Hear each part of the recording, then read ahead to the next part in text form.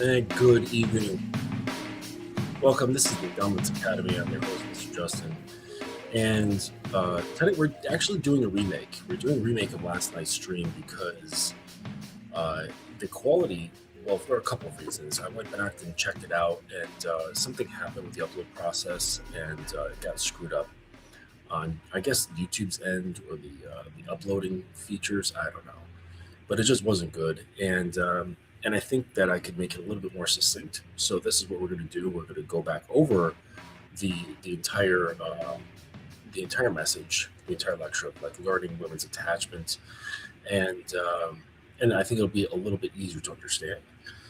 So here we are again. Welcome, and so yeah, we're going to be going back over learning women's attachment triggers, and and the reason why this is, I guess, something that I'm wanting to share with you is not so that you can exploit these things, because it's not about, oh, I'm going to learn to do some things so that I can gain the attachment of a girl, okay? Because that just makes you weak. That makes you needy. You really shouldn't be doing anything for the girl to do something, okay? Which is why the whole PUA thing is fucked, why NLP is fucked, why pretty much the majority of red pill is fucked. Like doing anything explicitly to garner some sort of reaction from a woman basically makes you the panderer. You are pandering towards gaining her attention, her approval, and her desire. And that puts you on the wanting end of the stick instead of the wanted end of the stick, right? Like, I'm going to make you want me. That's like, why is that even a major concern of yours? Okay? Like, you're a man. Like, this should not be part of your thinking. Now, I get it. You're a teenager. You're in your 20s. Cool. Okay? But if you're in your 30s and over, this should not be part of your, like your MO. Like, oh, let me figure out how to, like, get these women on the hook. Like, that's just weak. That's seriously weak, right? This definitely should not be, like a large part of your awareness. However, oh yeah, let me check that, Uncle Guns. My apologies. Let me just check this really quick. Checking the sound system. Output is good. Input is there. What if I like bumped this up? Maybe if I bump this up, maybe that's a little bit better. So let me know. Like, I just increased the gain a little bit on my system, but everything looks the same. Everything looks the same here. So let me know if the sound is any better.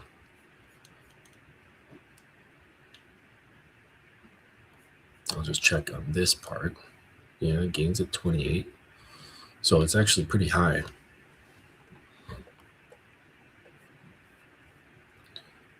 So you just let me know if the sound is distant.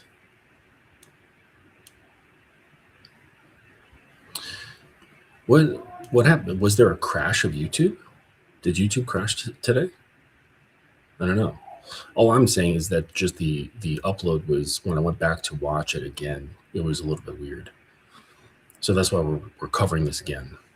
So, but yeah, let me know if the audio sounds all right. I want to make sure that is settled before I get into the important stuff. Okay, great. Thank you, Uncle Guns. Appreciate you. All right.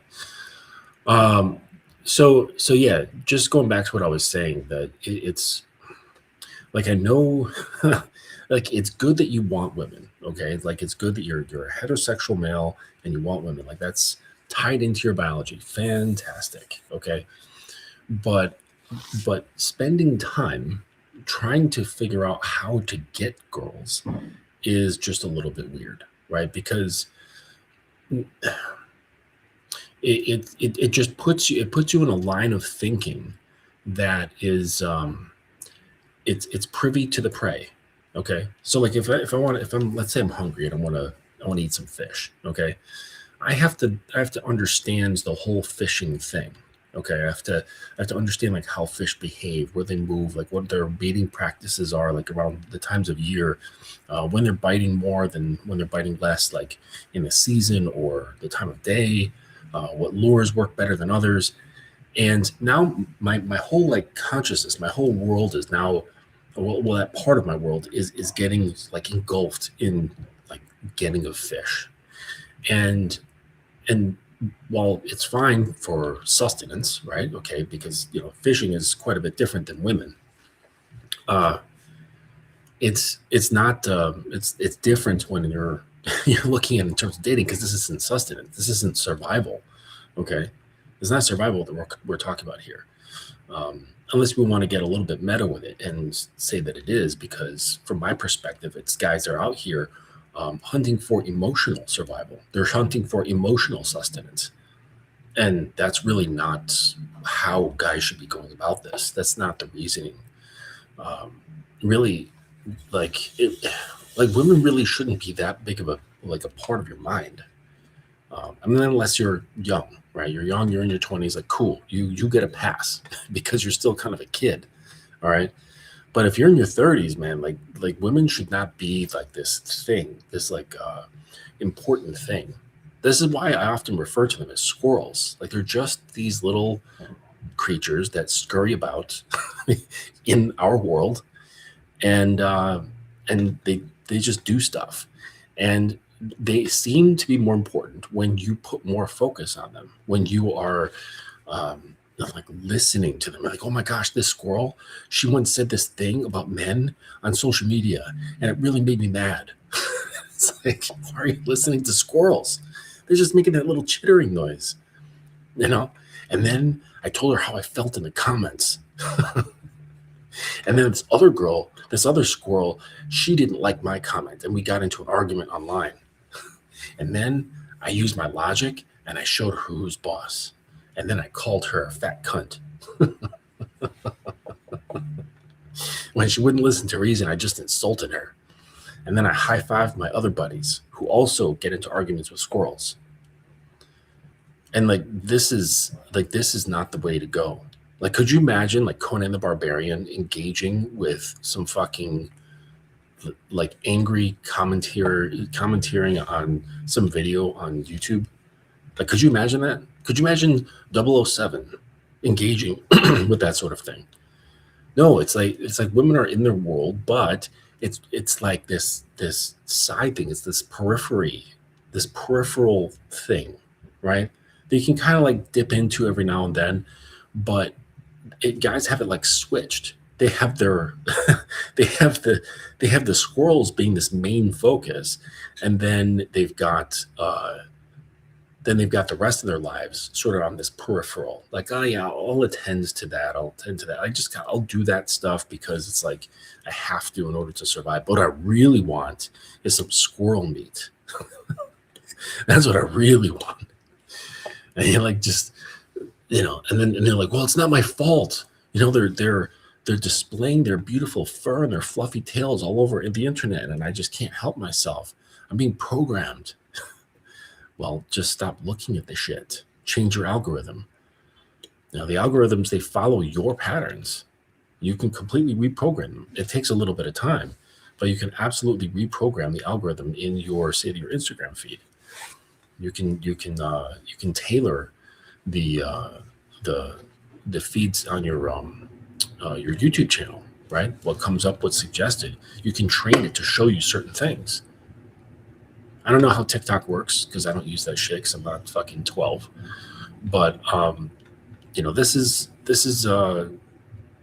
it's entirely within your own control, and it's entirely within your control of whether you engage with squirrels and get embroiled in bullshit about them and with them.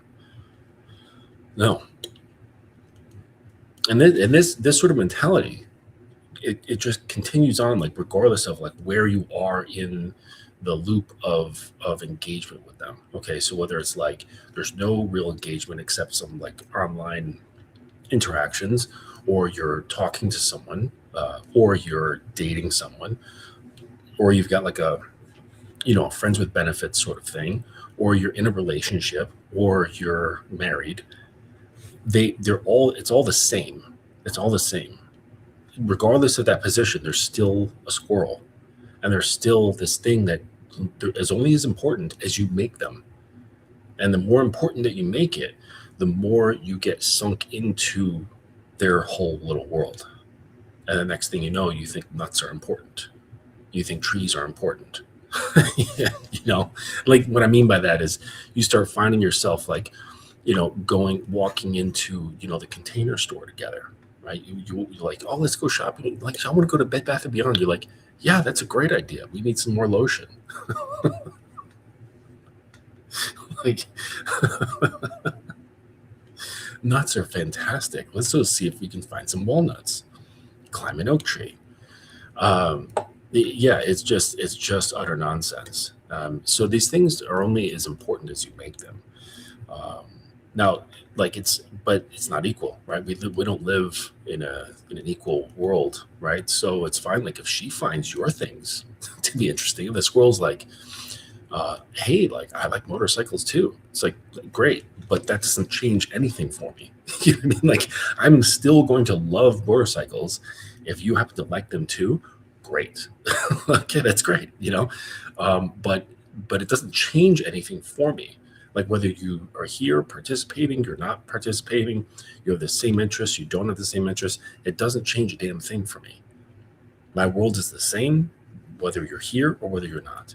The only difference is that when it comes to my expression, okay, and I've explained this many times before, about the whole painting thing, it's like with the woman present, that allows a certain aspect of my creativity to be expressed. And because it requires another person, right? Because it's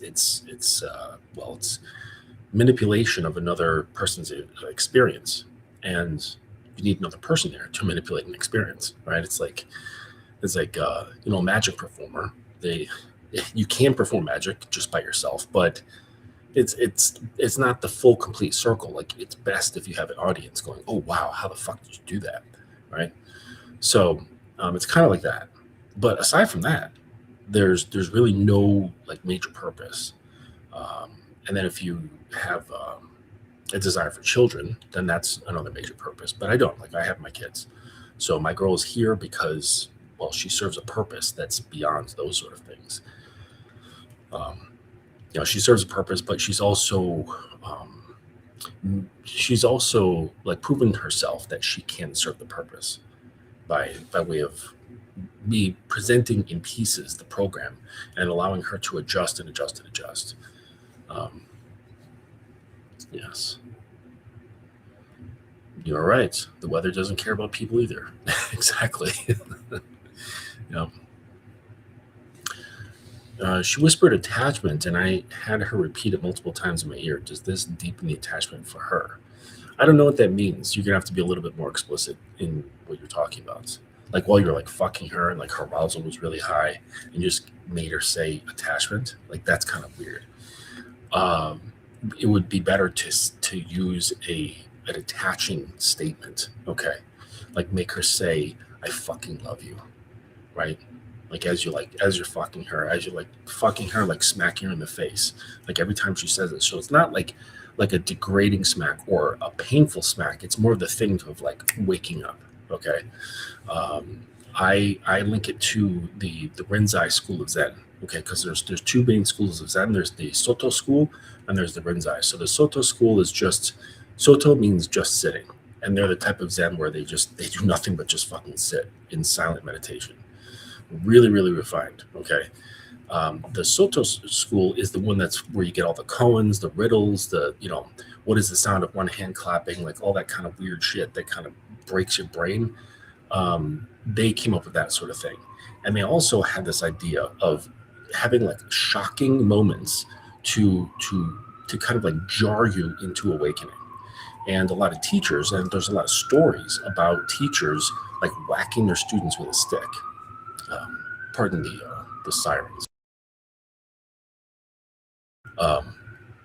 So the teachers would sometimes whack their students with a stick just to jar their brain to wake them up, and that's kind of how I'm referring to the smack. And so you so you're like fucking, her arousal is like super fucking high, and you say, um, you know, say, tell me you fucking love me. And she say, I fucking love you, and smack her. And you say, again, I fucking love you, smack her. Again, right? Look me in the eyes and say it, right? And you just it just keeps increasing. Okay. Then then you can like pull out, come on her face and tell her to say it again. All right, I fucking love you. That's the thing that's going to create a stronger attachment, because you're mixing so many different things, right? And we're just assuming that the girl really likes you. Okay, let's say, or she loves you. So you're mixing that base emotion, right? This base like relationship that she has to you, whether it's like really high liking or high love, or just high attraction, and then you're taking that base and flooding it with arousal. Okay, you're flooding it with the peaking of orgasm, and then on top of it, you're making her say a very strong statement. It's not I love you, it's I fucking love you, right? And then and so it's like it's more raw. You know what I'm saying? It's like more guttural when you say I fucking love you instead of like I love you. And so you're making her say this, and it's very unladylike. Okay. And so there's that. It's slightly embarrassing to say something like that as a girl, I think. And she's vulnerable physically. She's like lying on her back. Her legs are spread. She's heavy breathing. She's like in a total place of vulnerability. And then you're jarring her, right? So now her nervous system is getting this like shock, right? This shock like to the face. And then this is increasing everything, okay, because that's going to release endorphins, it's going to release adrenaline, and now you're kind of like swirling all of this stuff together, all right, and then then you can kind of time these things with her orgasm, right, where she's like maybe she's coming, and you're telling her say it again, right, and maybe you stop smacking her, like kind of like grab her by the face. And just tell her, look at me, say it again. Like while she's orgasming, don't fucking break eye contact. Okay. And she's like, I fucking love you. And, good. And then you yourself take your orgasm, right? And you put it on her face, or put it in her mouth and tell her, it's better if it's not in her mouth so that she can continue talking, right? Make her say, I fucking love you again. And then have her express gratitude afterwards. You say, what do you say? Right. And she'll know like that from childhood, like from hearing parents say, like, what do you say? Right. When like grandma gives you something, like, just what do you say? And she'll remember, oh, thank you. Right. And she'll already be in that state of feeling so damn good. So like just push down the fucking, the slope, going like 100 miles an hour. She's already going to be feeling really good, and it's going to make sense to say thank you. Right. And then you seal that up, right? You put your stamp of approval on that, and you give her a bit of praise, right? You can tell her good girl, or, that's my good girl. That's my good kitten. That's a good little slut. That's my good whore. Whatever sort of thing that you guys have, or something, or that you just want to do.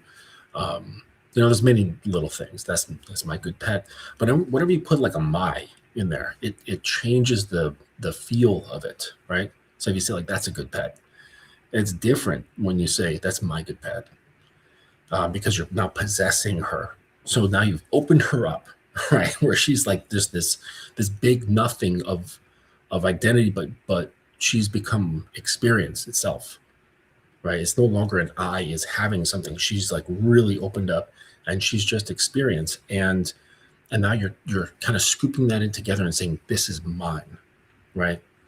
By way of orchestrating this, and then on top of it, just your words on top of it, they are kind of like embracing it all and saying, this is mine, you're mine. And don't think of it as like some sort of like long-term proclamation of saying like, okay, I'm not possessing this girl, and this means we're going to get married, and it doesn't mean anything. Okay. It's just what it does in that moment. Okay. What it does to her state. And you're really altering her state, and and this is something that's very powerful. You talk about attachment, but no, saying attachment, like she whispered attachment. I don't know what that means. I couldn't imagine her saying attachment. Like that's weird, you know. Yeah, there's probably a better story behind this, and I don't think you're maybe telling it very clearly. But well, but you're being a little too broad, okay? Because there's like there's countless ways in which to show dominance, okay? But a lot of it has to do with just orchestration. But how that looks is, there's a myriad of ways of how that looks when it comes to dominance.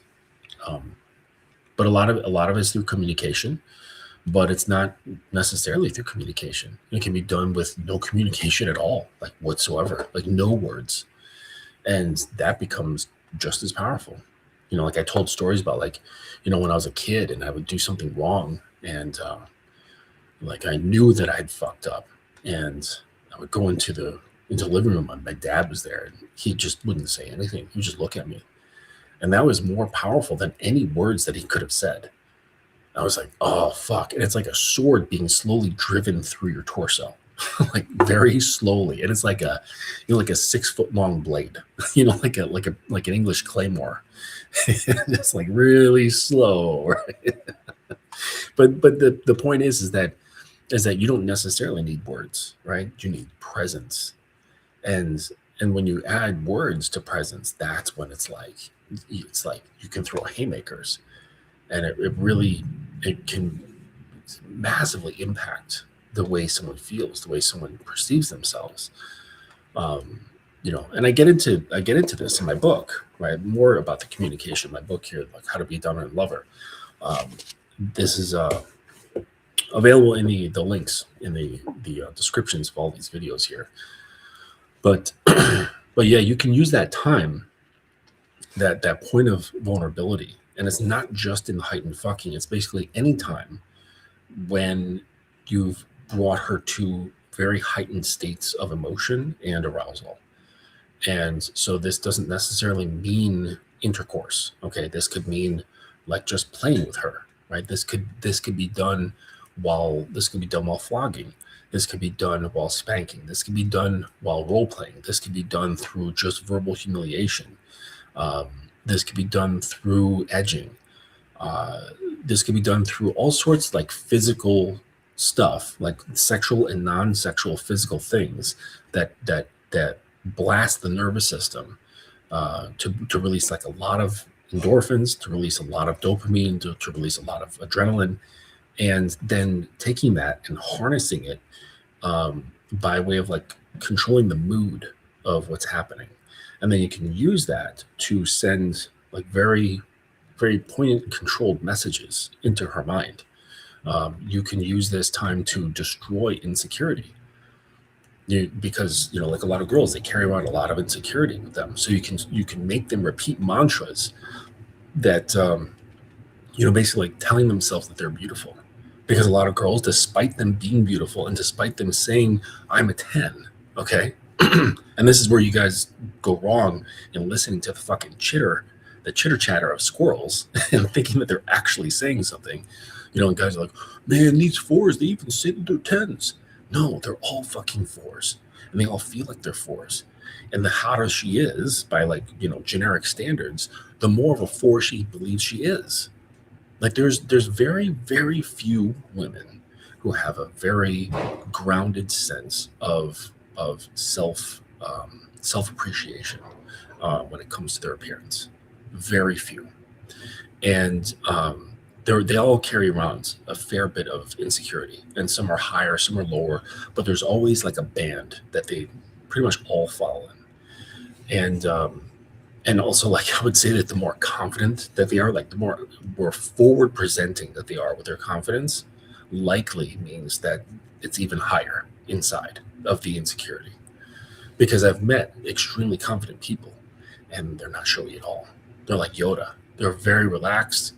Because there's no reason to show anything or tell anybody or do anything about it whatsoever. Like, that's solid confidence. Confidence is like a rock. It doesn't have a voice. It has no need for a voice. It doesn't have to prove itself. It doesn't have to do shit. It just is. Like, that's confidence. So if it's showboating, if it's trying to prove, it's trying to dictate, that's not real, right? It's like, who are you trying to prove this to, me or you? Okay. So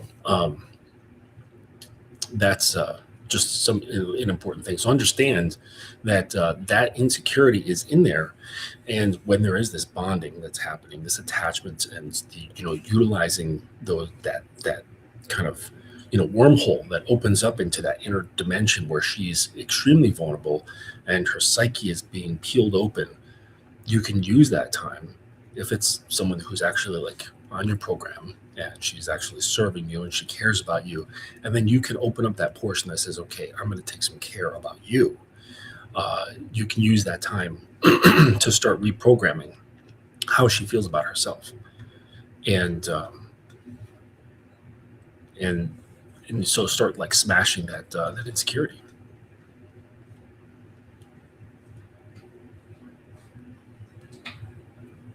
Okay. So yeah, but there's so many things where you can utilize that pathway. Utilizing that what I call it, that wormhole. You can use it for degradation as well. Degradation, praise, encouragement, inspiration. There's a lot of different stuff, and there's even studies that, not studies, but there's practices that go far beyond, like tantra and stuff like that. They take that thing, that what I'm talking about, and they push it even further and further and further, to like turning into like a spiritual transformation sort of thing. And to me, like, no doubt that is possible, but for me, like, my purposes, my interests, at least at this point in time, I have no interest in that sort of thing.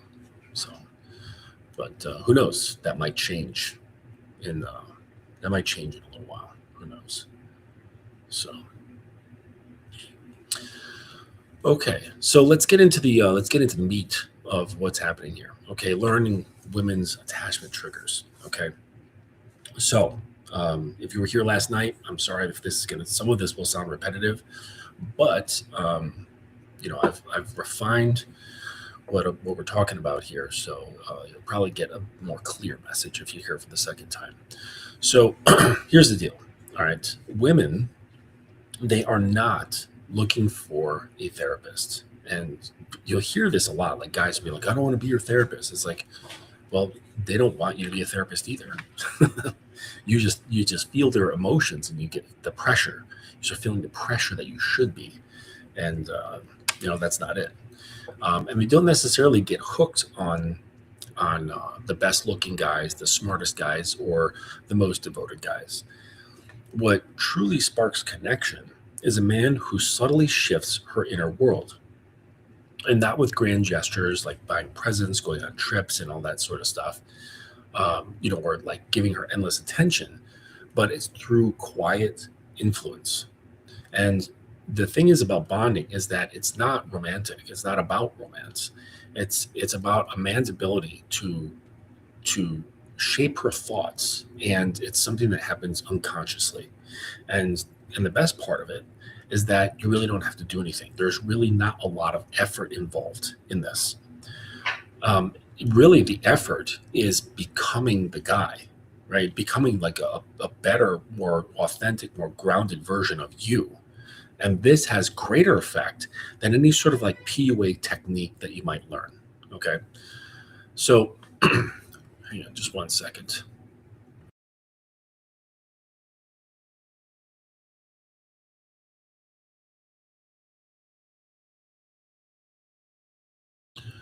Okay, so like I was saying, big displays or trying to impress her or being really bold, they often fail because underneath that stuff really is feeling needy, is neediness. And real attachment comes from small, almost invisible moves that signal profound primal connections. So when a woman gets attached, it's not a decision that she makes. It's her system picking up on a specific code. And it basically says to her, like, not in these words, but it's a feeling that says, this guy understands me. He sees beyond the surface, He represents something unique. And this is her nervous system basically saying this. And this code bypasses chatter, it bypasses compliments and big pronouncements, big moves, trips, gifts, whatever the hell it is. It's trying to show off. And it's powered by 6 key behaviors that, without her realizing it, they fire up the brain's pathways for bonding, longing, and reliance.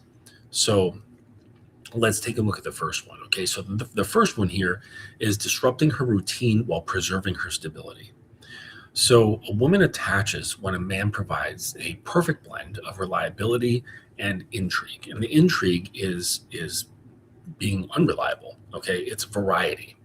It's consistency and variety. So too predictable and she gets bored. Too chaotic and she builds walls. So the sweet spot, that's where the intense psychological pull happens.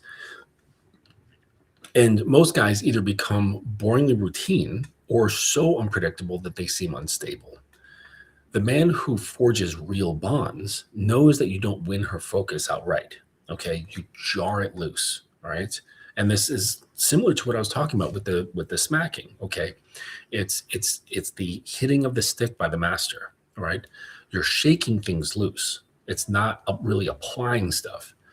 And this isn't about creating drama, okay? It's about tweaking her emotional flow so her thoughts naturally gravitate towards you. And this is, and I've mentioned this before, but this is kind of why, or one of the reasons why I really like the BDSM lifestyle, because when you set up certain parameters and protocols and things like that, they're always going to get disrupted, okay? Like I have not yet met a perfect sub, all right? And I don't know if I would want a perfect sub because then they really wouldn't be human anymore. So they're naturally going to either forget a certain protocol, or they're going to take a misstep, or they're going to overstep, or they're going to forget, or they're going to purposely not do something, and like consciously not do an expectation. And then how you deal with that, okay, because they know that this is against the rules, whatever it is, this then creates certain feelings that are similar to drama, because it's like, oh no, like there's that gasp of like, holy shit, like daddy knows that I broke this rule. Daddy is going to be upset. Daddy's going to, exact some sort of punishment, and I don't know what it is. Is he going to just not say anything and make that the punishment, make my own mind be my punishment? Is he going to make me sit in a corner? Is he going to make me write lines? Is he going to make me put ice down my panties? Like, what is this? What's going to happen? And so that, just having that structure there, like having that structure there where there's consequences, there's rules, there's expectations. This acts as the means of creating that drama or feelings that are very similar to drama. And there's just that excitement. There's that excitement involved. So I just wanted to add that in. So like I said, it's not about creating drama. It's about tweaking her emotional flow so that thoughts naturally gravitate toward you. She can't quite predict your next move, right? Again, if she doesn't know what the punishment is, right? But that's just with BDSM. Not necessary for this to happen, okay? Just it's a way to make it easier. So she can't quite predict your next move, not because you're random, but because you operate on your own genuine terms and not hers. When she can't fully figure you out, her brain shifts into a pursuit mode, constantly dissecting your actions and pondering your true views. That obsession cycle quietly releases dopamine, making her interest cling to your elusiveness. Crucially, you must do this without ever compromising her trust. You need to radiate a quiet certainty that says, I'm anchored in my own reality. I don't need your approval, but I might surprise you. And not surprise you like,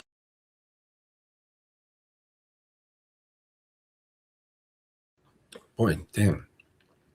This shift in the seasons has really got my throat going. Excuse me. So I said like, but I might surprise you. That's not like I'm going to surprise you with suddenly seeking your approval, right? It's that just the surprise is like basically you don't know exactly how I'm going to show up each time, right? So this friction keeps her hooked. You might become the combination of anchor and thrill that instincts can't really ignore. And you're not playing games with her. What you're doing is you're creating you're generating a pull, you're generating a gravitational force that pulls in. And so there's a difference between, say, being unpredictable, but being such a guy that doesn't stand on principles. Like she can tell that you're not a man who has like integrity or honor, a man who doesn't have honesty. Okay, like she can tell that you're willing to lie to get ahead or to cheat to get ahead. Um, that you're a little bit unscrupulous. You'll do whatever the fuck you want. Like, but you're also having a lot of variety in terms of like how you show up with her. Now, that's that's certainly going to create intrigue, but there's too much chaos there. There's not enough stability. And this is where like say like the bad boy, like the bad boy player who really just doesn't give a fuck. This creates a very strong roller coaster of emotions and will draw her in, but it's not going to be sustainable. Okay, because you can't ride a roller coaster forever. It eventually becomes exhausting and it just burns people out. And this is what happens. And the girl's like, oh my gosh, like I'm never doing that again. Like I hate men, like that sort of stuff, right? They just get burnt. And so because the nervous system just can't sustain that indefinitely. And so, and then for the same thing, it's like for the guy who's the direct opposite of that, like the nice guy, the Bradley, right? If you've seen that show Sex Life, like Bradley was there, or Brad, I think he was the one who was stable. He had the nice house in Connecticut. He had the great job that parents would be able to understand and be proud of. He wanted kids. He wanted to just do the whole thing. And he was boringly predictable. There was nothing exciting or surprising about him. There was no variety. There was no, there was no edge to him. And so for that sort of thing, it's like, it's like going on a kiddie ride at the amusement park as an adult. Like you just sit there and it's just like, and it just kind of goes in a straight line. There's no up or down. There's no twists or turns. It's just like, like those trains, right? You ever been on like one of those like kiddie rides and it's a train and like each kid sits in like one of the cars and it's a miniaturized train and it just goes around in a circle, and like there's no excitement to it whatsoever, except the fact that maybe you're moving. And that's not very exciting because like your nervous system adapts very quickly and you're just like, oh yeah, I'm safe and this is fun. There's a light breeze. It's a nice day, like whatever. And this is what like a lot of guys are. And so that like quickly goes, the mind kind of pushes that into the background, right? Because it doesn't provide any sort of pings, all right? And this is why guys who, like most guys are like this, and this is why they fill in, right? They'll fill in with a trip. They'll fill in with a new kid. They'll fill in with jewelry or some other kind of gift. Like they use outside circumstances and events and things to provide the pings that should be provided by him. But he can't do that because he doesn't know how, right? Because he's still, trapped in his own prison that he was, conditioned to become. So this is the problem with most guys, right? And then so if you're in that situation for enough time, can you really blame girls for wanting to leave? Like, wouldn't you want to leave? Like, you're like, oh, I know I made a promise and all this stuff. It's like, yeah, but they're emotionally dead. Like the whole fucking thing is emotionally dead. There's no excitement. And like they try to fix it with like, oh, let's do a date night. Let's do this scheduled date night and every Thursday. And then it's like, oh, like let's go to a movie and then we'll go home and maybe have sex. Like that's not it. Okay. This is solved through changing your presence, which really is a bit of hard work, right? If depending on like how fucked up you are. but that's really where it starts and stops. You don't really need other things if your presence is doing everything.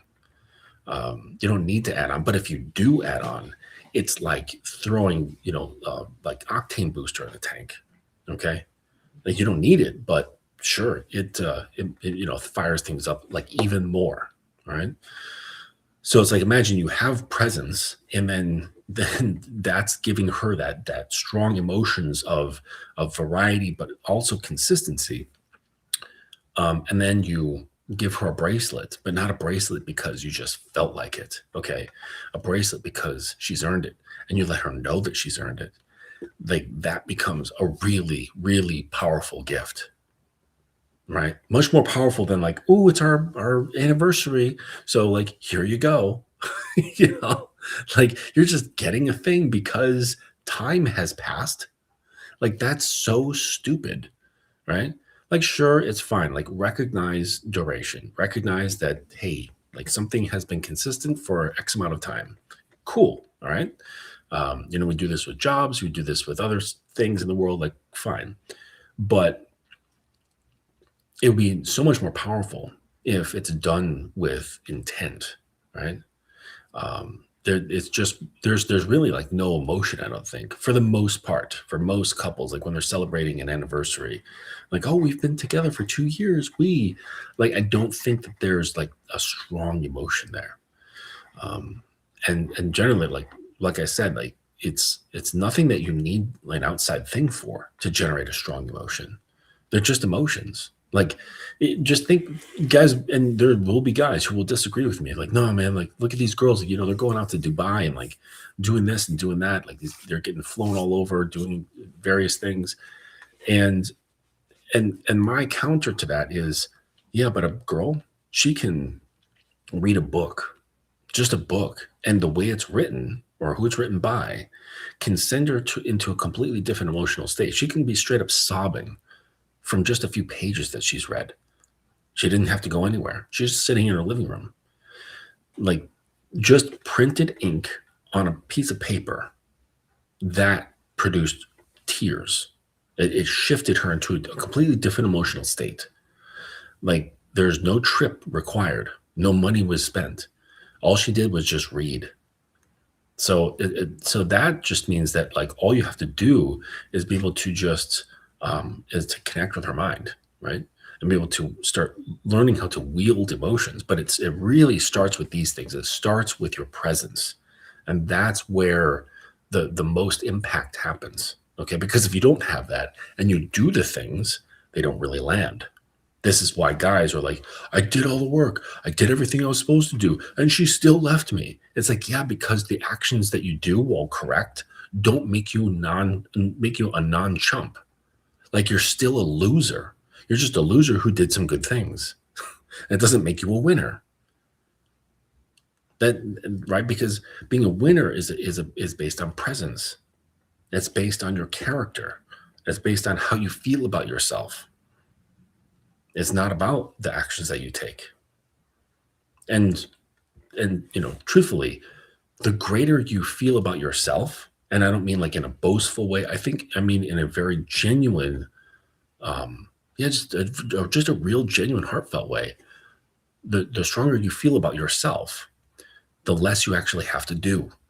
Because again, like that confidence, there's nothing to prove. There's no statement to make. There's no proclamation to address, right? Or to share with other people. It's silent, it's calm, it's relaxed, it's grounded, it's solid, right? It has density. There's really no need to like say or do much of anything. And this is really what draws girls in. They're like, like that feels solid. Like that feels like it has substance in there. And I don't mean like substance of character, like he's worldly and he has a lot of things that he knows and whatever. That's not what I mean by substance. Okay. But more substantive. That's a better word for it.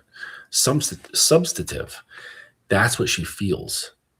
And that is, well, it's basically the opposite of her, right? Because in like symbolically speaking, women are the void, men are the form, but not all men are form, right? Because they're fractured, they're bifurcated, they're split up, and by having their consciousness split, by giving their consciousness away to other systems to split it up for them. So, but women can recognize that. That's why it's so hard for a girl to connect with a modern male, because she can see his voidness, right? He's been fractured and feels a little bit like herself. And she's like, I don't want to get with that. Like, that's too mirror-like, right? I need the opposite. And so when she comes across the opposite, she feels the density of a grounded man who has not been fractured. This is kind of like what sets off alarm bells in her instincts, right? And it won't matter if he's rich or not. It won't matter like the things that he has. Now, granted, like that sort of stuff, like being really good looking, being famous, being popular, having a lot of money, like that stuff certainly like draws attention, okay? But it's not going to create the effect that I'm talking about.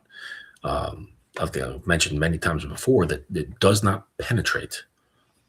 It will not make her attached to you, not in a soulful kind of way, not in a deep psychological way.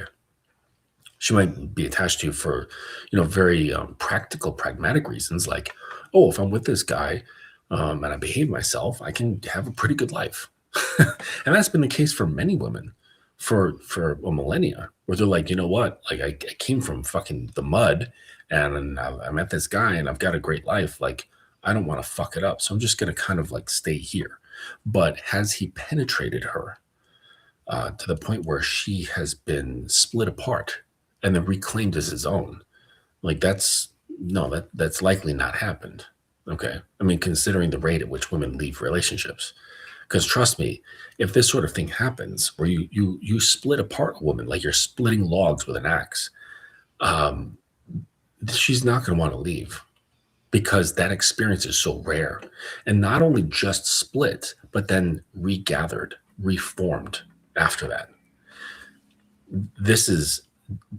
She's not going to have even like this notion of separation. Like, that would be feeling like cutting off her own leg. That's what it would feel like to her. So it's likely not going to happen unless there's, what do they say? Extenuating circumstances, right?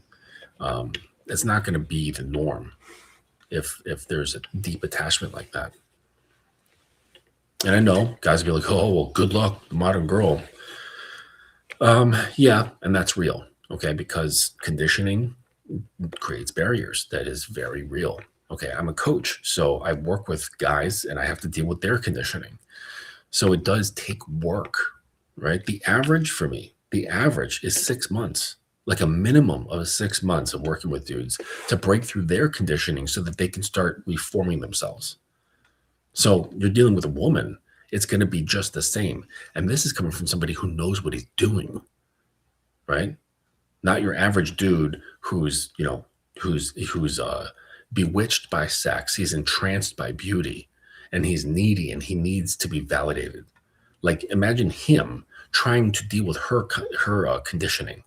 It's either not going to happen at all, or he's possibly going to fumble through, and it's going to take far longer than 6 months. And by that point, she's just going to dump him anyways. So it's like, yeah, it is a real thing. It is a real factor of a woman's conditioning. So you kind of have to be mindful of that. My attitude is that the vast majority of girls, are perfectly workable in the West. And I think that has changed a bit. I used to kind of like get down on guys who are just like, fuck the US. Like, these girls are cooked. And now I'm starting to see what they mean. It doesn't mean like all of them are, but it really, really is dependent upon how they've grown up and how influential the girl's family is. If their family culture is very strong, then I think that social conditioning will be a bit less, and it'll be easier. But if the family structure is weak, and she's independent even from that, well, then I think it's going to be quite difficult. It's going to be near impossible, and you should probably just not try at all. But the problem is that guys will use this information as an excuse to do nothing because they're really just scared. So they're going to be like sour grapes, right? When the fox couldn't get the grapes and he goes and he walks away at the end of the day and goes, you know what? I bet they were fucking sour anyways. So the guy's like, yes, well, there is like a bit of truth to that if you say like American women are cooked, you know, they're really just using that as an excuse to not do anything because they're frightened of girls. They're frightened of rejection. And, you know, and that's pretty damn weak. Okay. So, all right. So going back to this list here, sorry about that. The first one is disrupting her routine while preserving her stability. And so it's, like I said, it's about being both. It's about being a person who is stable, but is able to create a sensation of variety and instability. All right. And this challenges her instincts and then like becomes gravitational. And she starts getting drawn towards that. So the second one here is craft physical impressions her thoughts can't erase. Okay. So bonding isn't really in your words, like except for that sexual thing that I was talking about when, you know, in the beginning of the show. And that's not really bonding, really. What that is conditioning. So bonding isn't in your words. It's in the unspoken sensations that you create. Words fade. Gifts, they lose their luster. But her body never forgets its response to being in your presence. Her system logs your voice, low, steady, controlled. It registers your unhurried, purposeful movements. It captures your quiet, not empty, but commanding nature. When you hold eye contact with calm intensity, she receives a primal signal that says, this man is secure, but he's also potent. Okay? And that's the thing that like when I mentioned my dad, okay? It's like he's not flying off the handle. And that makes him feel even more potent. Like I mentioned before, like those two guys who want to kill you. And there's that guy who's, you know, he's like enraged. He's flying off the handle. His hair is crazy. You know, he looks like Jason Momoa, but like just flipping the fuck out. And he's like, I'm going to fucking kill you. Right.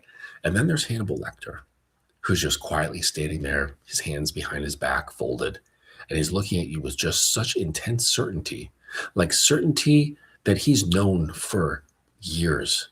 And he says, you're going to die. And he knows it. Like he says it with such knowledge, like as if it's the same knowledge that the ground is solid beneath his feet. Like that is much more chilling and more threatening than the guy who's flipping out with a club and he's like, I'm going to bash your head in. Okay. There's a huge difference in intensity. Like one, yes, the crazy guy, it is intense, but it's very like surface level tension, right? It's surface level intensity. That Hannibal Lecter shit that like pierces you, like it makes you go cold inside, and that's different. It's chilling. So that's what I'm talking about here, where it says like this man is secure and he's potent. The potency is something they pick up on. That has to do with you being unhurried, with having purposeful movements, not breaking gaze with her eyes, but not feeling like you're forcing yourself to sit there. Okay, you're just looking at her in the eyes, but very comfortably. You know, a slow and steady pace with your voice. Like everything is just relaxed yet measured. You know, it's not relaxed and sloppy. So this all reads to her as like this guy has potency. And so her body, not her mind, banks these emotional memories, okay? It creates a log. And the typical guy rushes. He rushes and he chatters to seek her approval, to make sure that he's doing a good enough job. And the attachment builder, okay, the guy who knows what he's doing, he understands. He doesn't woo. He builds moods. So he's not trying to woo her. Like wooing a girl and impressing a girl does often produce some sort of emotion, okay? But it's superficial. Like I mentioned last night, it's like skipping a rock across the surface of a lake. Okay. Building a mood is what allows that rock to slow down and start sinking to the bottom. Think of yourself as this. Think of yourself as the one who creates moods. Like if you're like created a mood board, right? Like do that. Like you can create like a mood board on Pinterest for practice, right? And start gathering images and put it together, or you can use collage and like cut things out of magazines, whatever. I remember having to do this in art school, like creating a mood board. And it's not about like the specific things that are in it, although it can be. It's really about like the snapshot and what the whole thing generally feels like. And so start thinking of yourself as this, as the conductor of moods, not just for her, but like the experience, right? Which includes her, but it also includes you. It includes the environment. It includes everything. This is how you should be thinking. And pull from this is environmental. Action emerges from the charge and the silence, not the noise. He enters a room and changes the atmosphere simply by being captured, or I'm sorry, by being centered, deep, and purposeful. His calm radiates contained strength. Unconsciously, she shifts closer to this, again, because it's foreign, because it's not like most guys, and it's not like her. Okay? So she shifts closer, experiencing a mix of ease and watchful intrigue, which is emotional weight, right? This becomes heavy for her. It creates like a pay attention to me.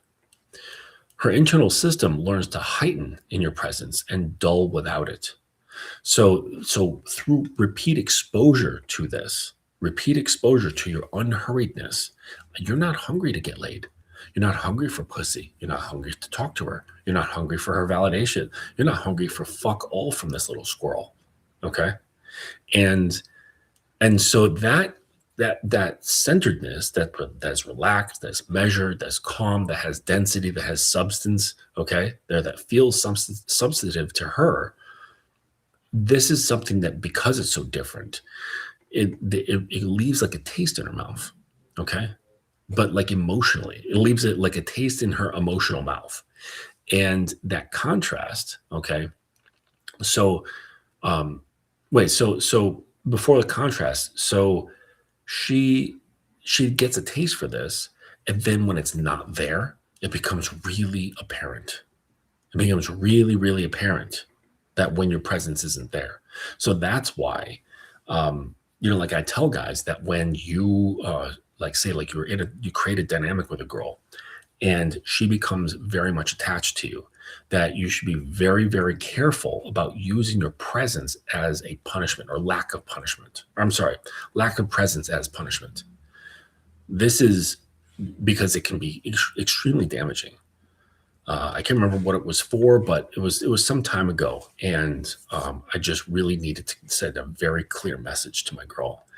And I said, you're not going to be able to contact me for, it was like 2 days or 3 days, something like that. I think it was 3 days. And this was like taking a full swing sledgehammer to her gut. It hit her very hard. And I didn't like, I knew it would have an impact, but I didn't quite know like to what degree. And I think it was harder than I expected. So it was a learning experience for me. And I wouldn't know what the degree was until I actually did it. But now I do know. And so this is why I tell guys that your removal, when it's with a girl who's become very much attached to you, can be psychologically damaging. It can harm a great deal more than what you would expect. But that has to do with your presence, right? When there's attachment, when there's addiction, when there's worship, when there's devotion, okay? Like that's like a like in like religious stories, when the God says, get away from me, like you're not fit to worship me anymore. Like that person's world just gets crushed. Okay. So the contrast, right, becomes emotional pullback, which turns into craving, and craving roots attachment. So you're not trying to delight her. You're conditioning her to link you with vividness, right?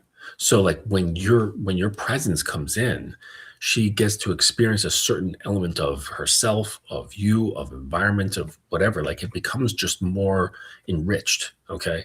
So then when you're not there, the contrast is stark. Okay. It's a stark contrast between these two realities. And so what happens like through over time, this is what starts linking um, your presence with a more vivid experience. And so this is why it's important to not like flood her with your presence right away. Okay, like once a week when you first meet, like once a week, that's perfectly fine. And then over time, where she shows consistency and things like that, and you can kind of gauge your own thing, because like new relationships, they can be very exciting for most guys, and they want to spend more time, they want to talk more time, they want to fuck more or whatever, and you have to regulate that. Okay, so you have to kind of like temper yourself, and so over time, then you can kind of allow her more and more. And how much that is entirely up to you. Okay. So number 3 here, moving on, is perfect the craft of spacing. So no bond is stronger than the one fueled by strategic spacing. Actually, before I do that, I just want to get in here and make sure that there's, okay, so I didn't miss anything. Just seeing if there was any comments that I missed. So no bond is stronger than one fueled by strategic spacing. Not constant focus, not total disappearance, but the exact pulse of showing up and fading out.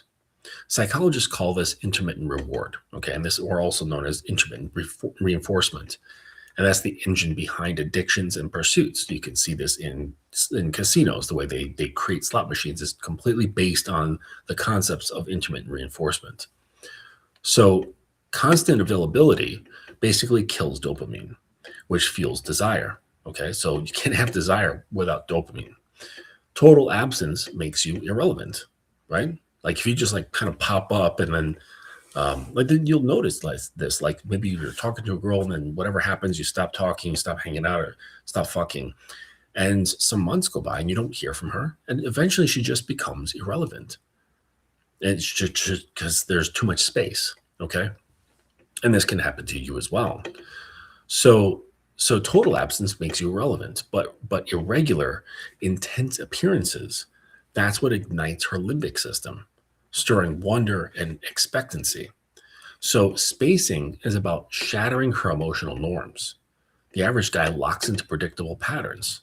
The savvy guy structures his vibe like a pulse, sense reliably, but rare availability. Okay, so she senses that you're reliable, okay, that you're the type of guy that she could rely on, but you make that only available every so often.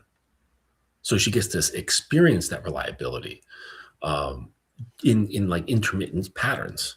All right. So I would say like don't even make it so it's like every Thursday you meet up. Every single Thursday. Don't do that. Like skip a Thursday. Make it a Tuesday. And then make more time go in between and go back to Thursday, then Sunday. Like, because this is going to keep things offset. And then just go back to a regular day, the same day for the next couple of weeks, and then disrupt it again. And this sort of this on and off of consistent and inconsistent, this is what brings about even greater attachment. Okay. But average guys, they easily fall into patterns very, very easily. Okay. So, and then also, when you are together, it's not just,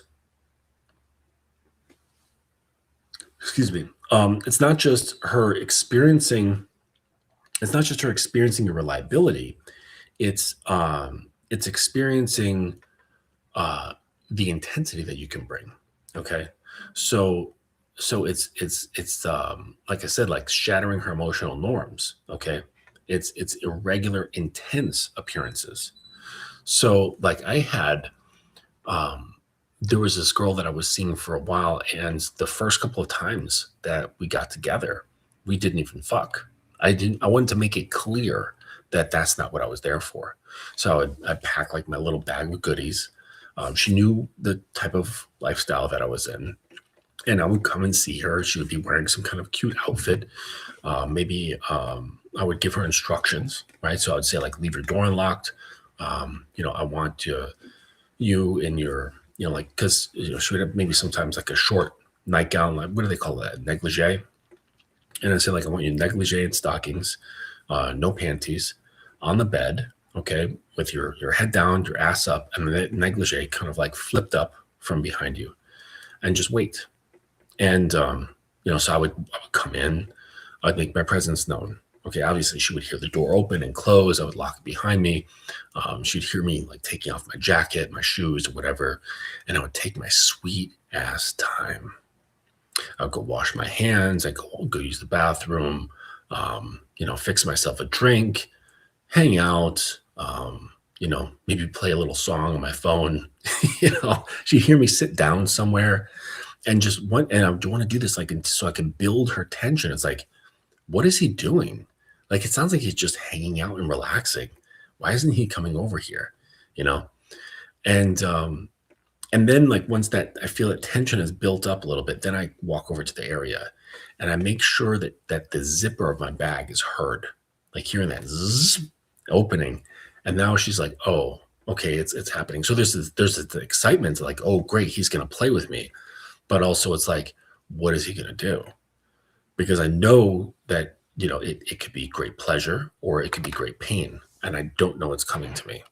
And sometimes it's a mixture.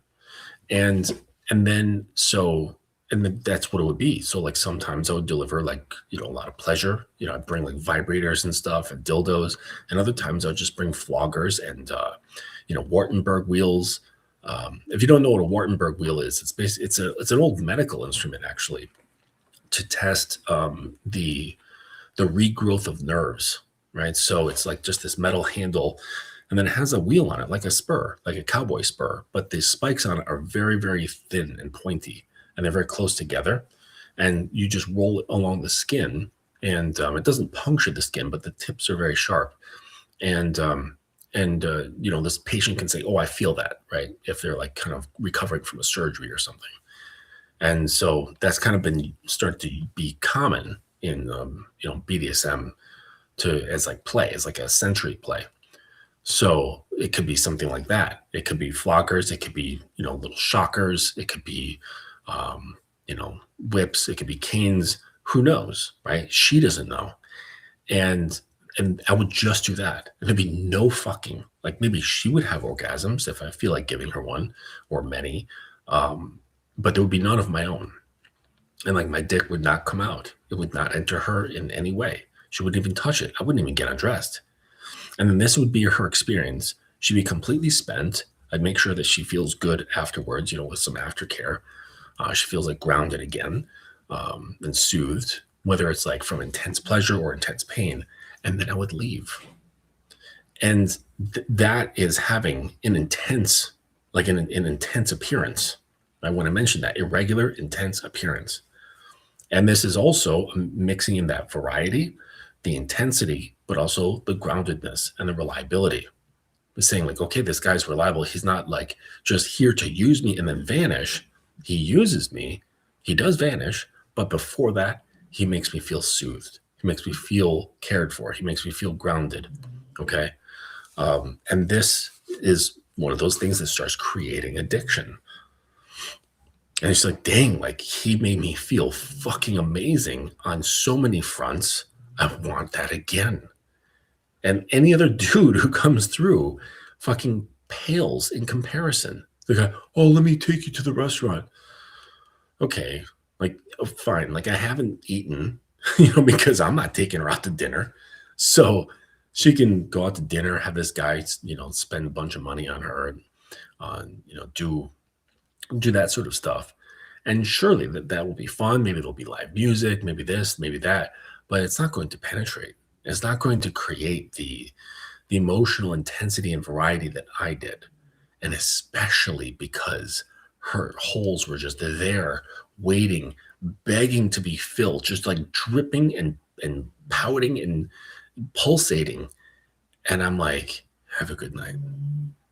And she's like, oh my fucking God, I just want to be fucked. Just pick a hole and fuck it. Right. And I'm like, have a good night, sweetheart.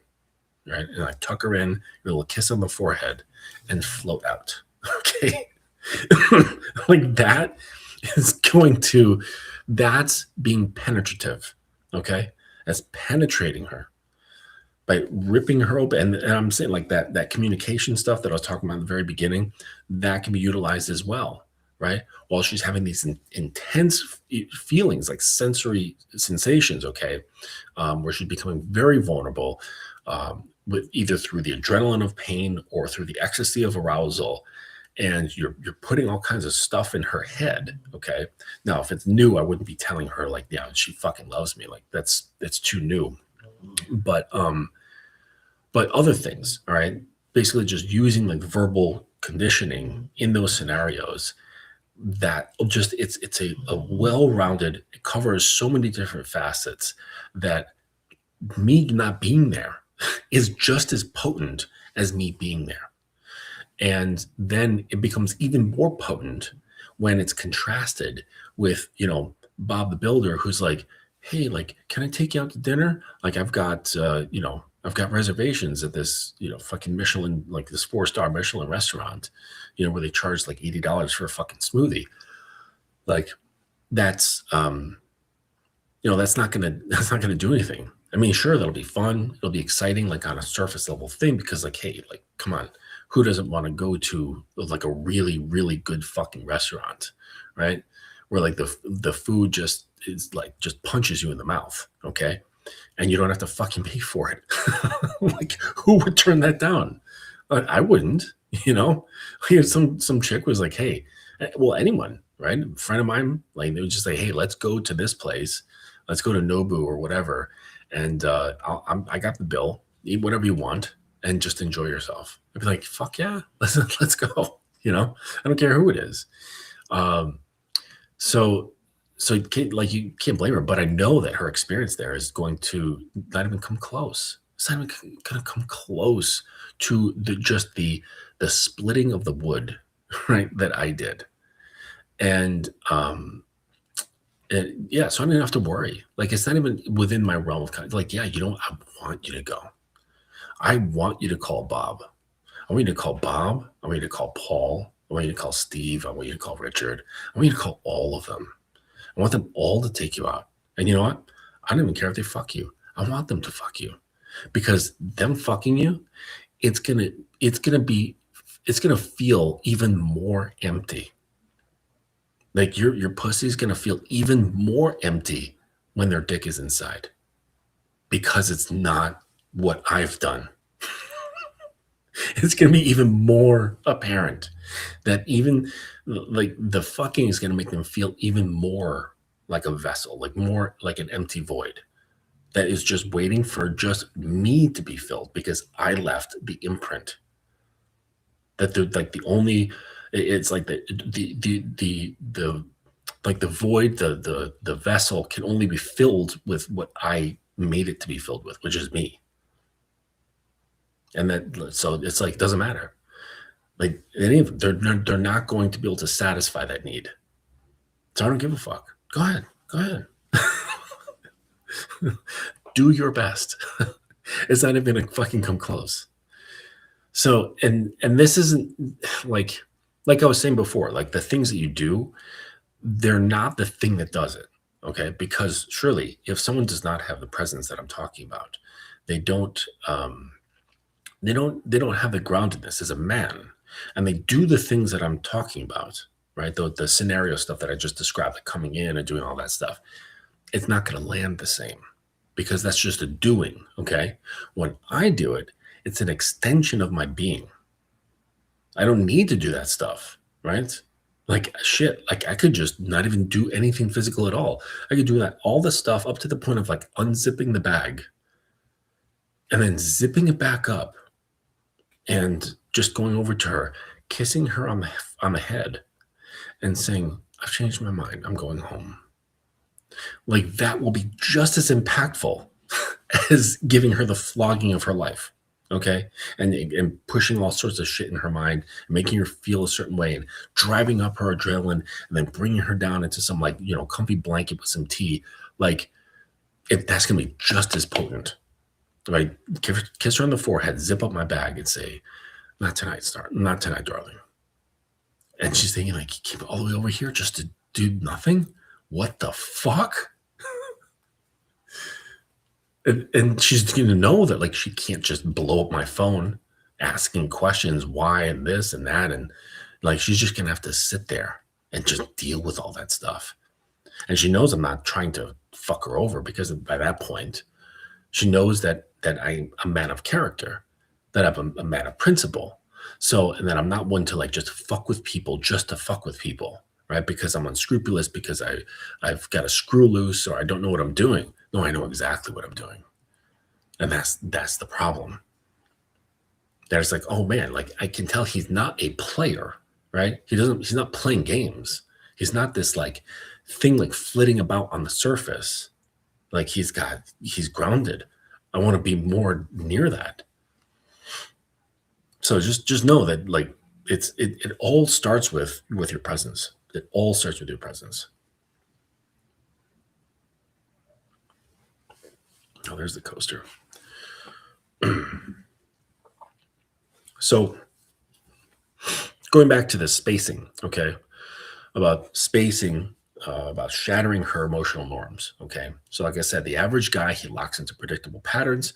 The savvy guy structures his vibe like a pulse, right? Sense reliability, but rare availability. His contact is genuine, times to his life, his drives, and not her demands, not her needs, not her fantasies. Okay.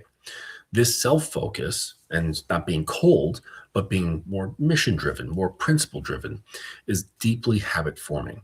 When contact lands, her whole self responds, and that buzz strengthens the brain tie. So it's like, again, it's like who you are, okay, sets the stage, and then what you do just simply intensifies that. Just contacting her, okay, lands differently than say like a predictable needy guy contacting her. It's not the contacting, right? Well, they say like, don't double text, right? That's because you're wanting to look better in her eyes, okay? When you're talking about the man that I'm talking about living in the way I live, you can single, double, triple, quadruple text. It doesn't matter, because that's like hitting her again and again and again with an orgasm, hitting her again and again with a hair pull, with a slap, with a flogger, with anything really, okay? Licking honey off of her nipples. Like it's all the same shit, okay? It's just something she's getting from you. And then it's equally as powerful if you say one word. Like it doesn't matter. Like they're both potent. Like it really doesn't matter. Like if I would, it would be of equal value to have a painting, like a full painting by Picasso, as having a canvas with just a single stroke on it by Picasso. They would have the same amount of value. Well, maybe because of like fame and things like that, like certain paintings that he's done would be, super famous and all this stuff. But if there was also like an equally well-known thing that he did, like an unfinished piece that just had a single stroke on it, like maybe that would be even more valuable, because it's so unlike everything else he's done. Or it's just a sketch on, with paint on the canvas. Never really got to finishing it all, or even barely starting it. Like, so it's not about like what's done. That's my point. Little, a lot, it doesn't matter. It's who's doing it. And they'll say like, oh, it's not what you say, it's how you say it. No, it's who the fuck is saying it. It's not a who, it's not a how. I'm sorry, it's not a what, and it's not a how. It's a who. Who makes all the difference, right? Like a well-respected coach of yours, like for sports or something like that, telling you, good job, okay?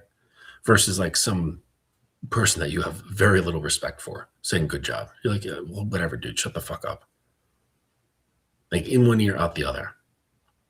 Like, so who says the thing matters a lot. And then who's saying it, it becomes more intense. Like the intensity goes up or down depending on what they say and how they say it. Okay. So really the linchpin is who. So like I was saying, that buzz that she gets from this is what strengthens that brain tie.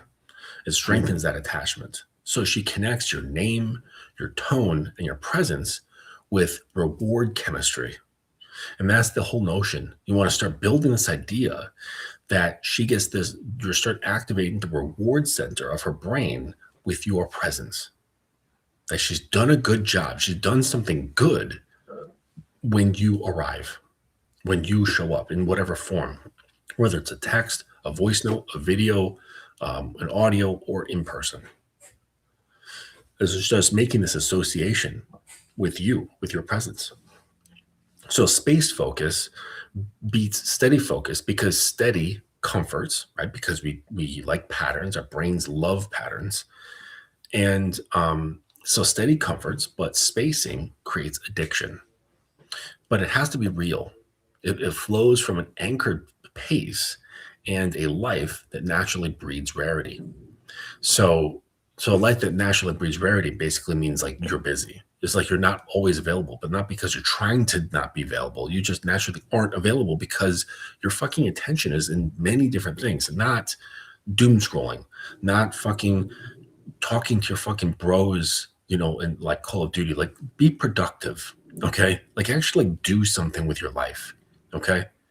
That and like really get out of this whole notion that women are a focus. They are squirrels. They're cute squirrels. They're fun squirrels, but they're squirrels nonetheless. And making this shift is probably one of the greatest things you could possibly do for yourself. Once you realize that girls are just not that important. Like they're important for procreation, absolutely, right? Without them, we cannot keep the human race alive, okay?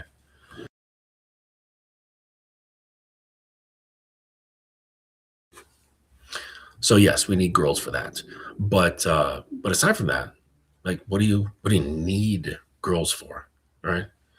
And guys they'll make up so all sorts of stuff that's largely attached to their emotions, largely attached to this, like just some emotional crap that they've come to learn or come to be conditioned with that girls are special.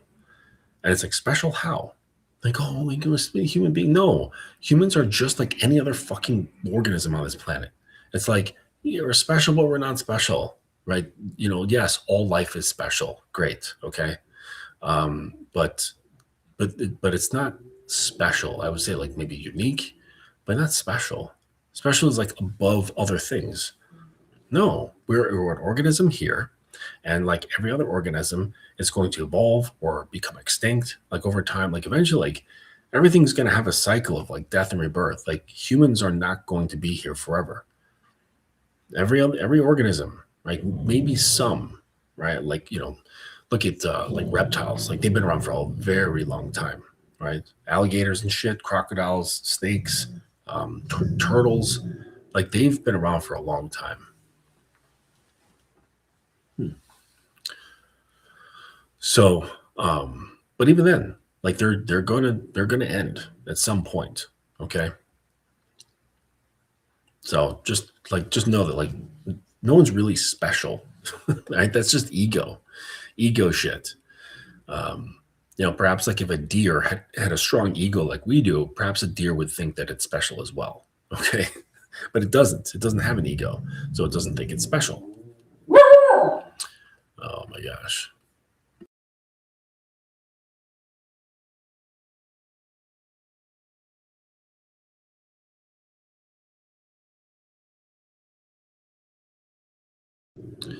Yeah, the little one is like easily triggered.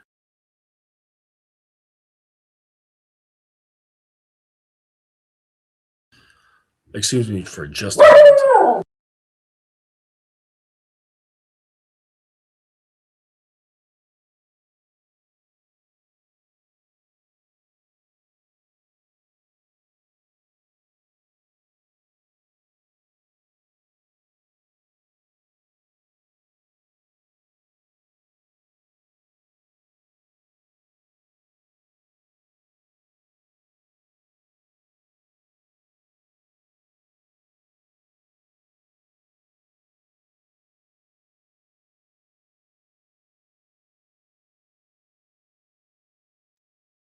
All right, let's get back into this. So, excuse me, number 4 here. Moving on. Number 4 is let her reveal without judgment. So, one of the greatest gifts a man can give a woman is emotional freedom. And not through saying, I get you or whatever, but through genuine presence. The attachment creator doesn't rush to fix, debate, interrupt, or prematurely soothe her, right? So, like she's upset with something at work, a friend, a family, colleague, or even you. You don't rush to fix. You don't debate. You don't defend. You don't interrupt. You don't try to soothe her. You're the mountain, okay? Unaffected. That tension is like nothing, okay? He simply listens with a firm, unwavering focus that naturally lowers her defenses. Because whenever you push back, it just creates energy for her end to come back again, okay? Like that's the sort of thing that's learned with fogging, okay? But that's a totally different subject. All right, just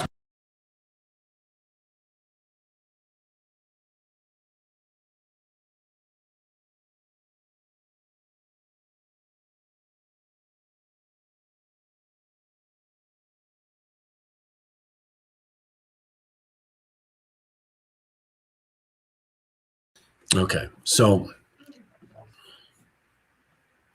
yeah, it's not about fixing. It's not about you know um, soothing the situation, because really what I've discovered is that guys who do this, they're not exactly trying to soothe her, okay, for her sake.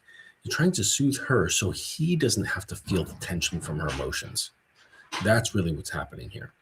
That's what is occurring. That most guys are afraid, and mostly of the tension that it makes them feel. It makes them feel uncomfortable. They don't want to sit with it. So they're like, let me fix it really fast. Let me offer like a reasonable solution. Let me try to make her feel better. Let me do this. Let me do that. Basically, so I don't have to feel the discomfort of her emotions, because I don't understand what to do with them. But here's the thing, it's a trick.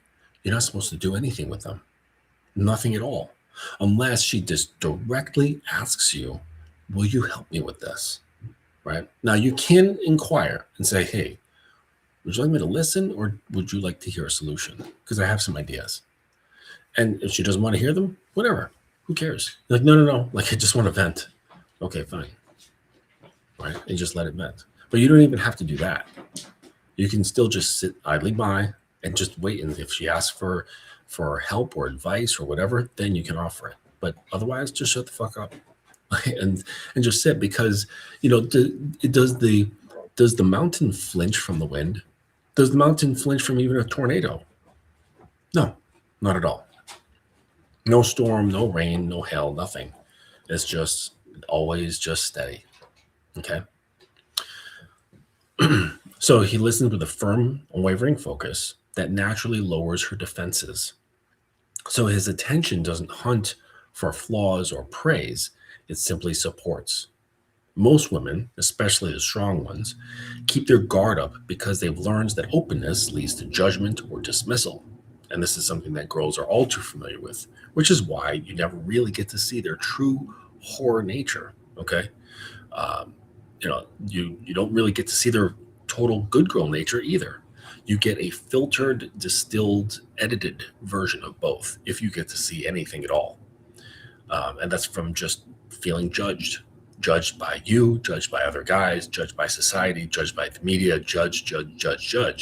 And so they're like, okay, I'm just going to give like just this very boring, um, like mainstream sort of edited version of what's acceptable. And what's acceptable has been different over the ages, but it's still an edited version. Okay. So what you think like today, like, oh no, like girls are so free with themselves today. No, it's still not freedom.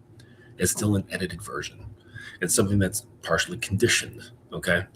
Um, it's not revealing true nature at all. All right. Because true nature requires openness. Openness requires vulnerability, and vulnerability requires a container.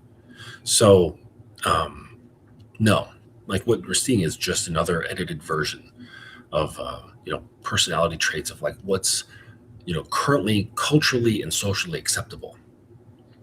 And that was the case 10 years ago, 20, 30, 40, 50, 60, 70 years ago. Like it's all just like whatever is culturally and socially acceptable.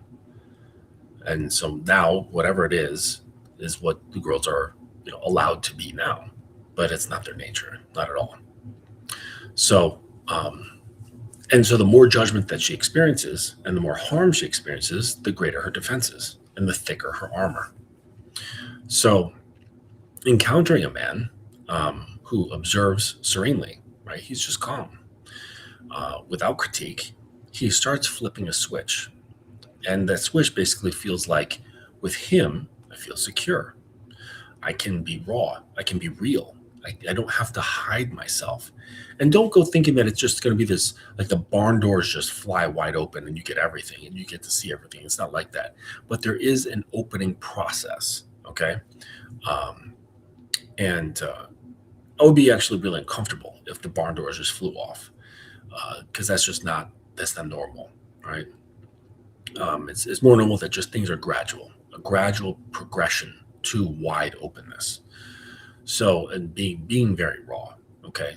And the thing is that there's levels to it, because just like there's levels of vulnerability, there's levels to openness, there's levels to trust, there's levels to the vulnerability involved with this. And so there's levels to the rawness at which she shows herself. And so when you're that steady, you become her emotional reflector and the place where she can view her full self and still be embraced. And here's the thing. A woman without the container cannot experience her full self, because to do that, it requires a letting go. And you can't be in control and let go at the same time. Like either your hands are on the wheel or they're off the wheel.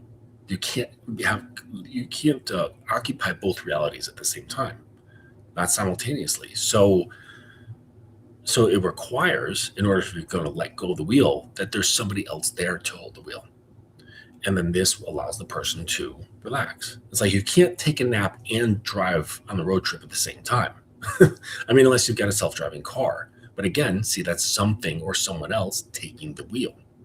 So it's like, hey, if you want to relax, you want to fall asleep on the car ride, someone else has to do it, or something else has to do it. And so a woman actually doesn't experience her fullness until someone or something allows her to release, to become fully open, to become fully vulnerable. And it requires a containment of some kind that comes from someone. Okay. I'm saying someone because I'm not doubting that maybe in lesbian relationships this can happen. Okay, I'm sure it can, but here we're just talking about heterosexual relationships, so we can just say men. So when you stay steady amidst your rawness, you Well, that quiet certainly, I'm sorry, the quiet certainty that you bring, that mountain presence, the mountain mind, it sparks profound emotional bonding. Okay. So in her experiencing, or the lack of experiencing, your judgment, your critique, your tension, right? Being like, oh my gosh, I don't know what to do with this. This feels weird or awkward, or I don't know how to handle it. When she doesn't feel any of that, this begins an emotional bond, right? And when you stay steady amidst her rawness, you become her emotional reflector, which is the place where she can view her full self and still feel embraced. Like she doesn't feel embarrassed. She doesn't feel shocked, okay?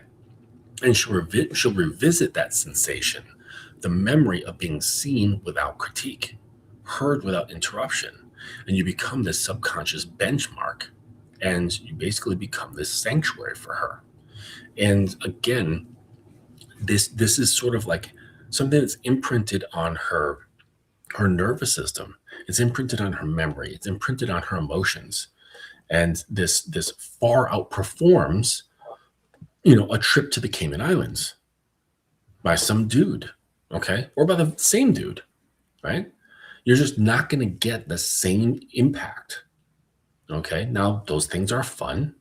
And it's great to do these things with your woman who's earned that sort of trip or that sort of treatment. But just know that like that's not a supplement. Like it just is viewed or should be viewed as a separate category of itself, which is just fun.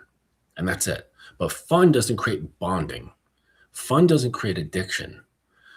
Fun doesn't create worship. Fun doesn't create devotion. Fun doesn't create need. Okay? Fun is just fun. And it has its place, but it's not a supplement for these other things. So, number 5, moving on here, is express curiosity without neediness. So, one of the biggest mistakes men make is confusing curiosity with neediness. Curiosity sparks pull, but neediness kills it. A woman doesn't bond with her worshiper. She bonds with the one who sees her clearly, yet remains independent. Okay, so there's that phrase that gets kicked around, like if you're her fan, or like what is it? Or she'll treat you like a fan. Right? If you treat her like a star, she'll treat you like a fan. It's sort of like that, but it really doesn't tell you what to do. Which is basically that phrase is what not to do, and this is why the red pill fails you, because it really doesn't tell you what to do. All right, so really it's like I said, seeing her clearly, yet remaining independent, like you're not attached to her, and your vibe must communicate, my world is complete, but I choose to include you into it. Like I don't need you here. I simply just want you here, and that's it. And there's reasons for me wanting you here. There's reasons for me accepting your presence, okay, because of standards. So there's no like emotions behind this sort of thing. There's no lust. It's a lot of it is just purely principle based.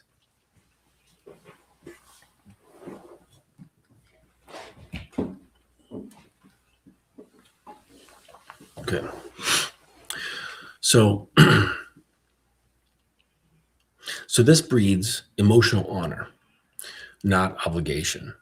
Typical guys pursue relentlessly, bombarding her, instantly replying, rearranging their life for access.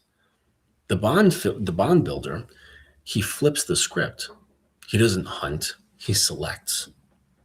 His poised restraint is intoxicating because it whispers, I could, but I don't have to. Just like my example, I think like I could have fucked her until next Tuesday, but I don't have to.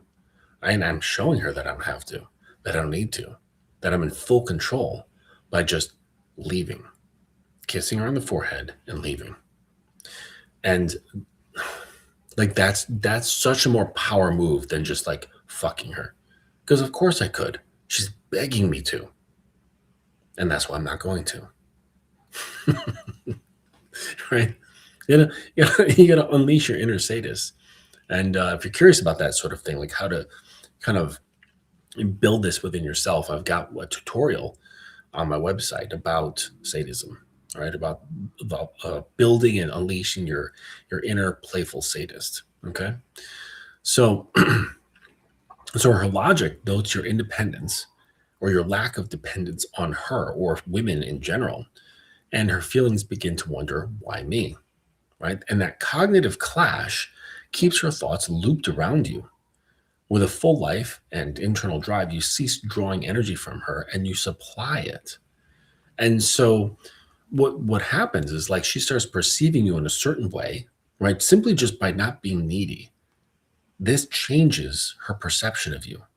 And then she starts wondering, this great guy, right? Because girls, they often fantasize and they put guys that they like in, all sorts of like fantasy categories. And then they start wondering, why does he want me? Like, why has this awesome dude chosen me? and they start doubting themselves because that they walk around with a tremendous amount of insecurity and self-doubt.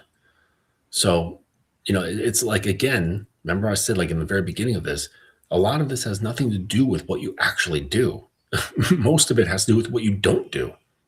Okay. And her mind does a lot of the work for you. So, excuse me. So, his poised restraint, okay, is intoxicating because it says I could, but I don't have to. And then she wonders, why me? She doesn't want endless attention. She wants to be chosen by chosen by a chooser who doesn't need her. And paradoxically, the moment you stop needing her warmth, she starts battling for it.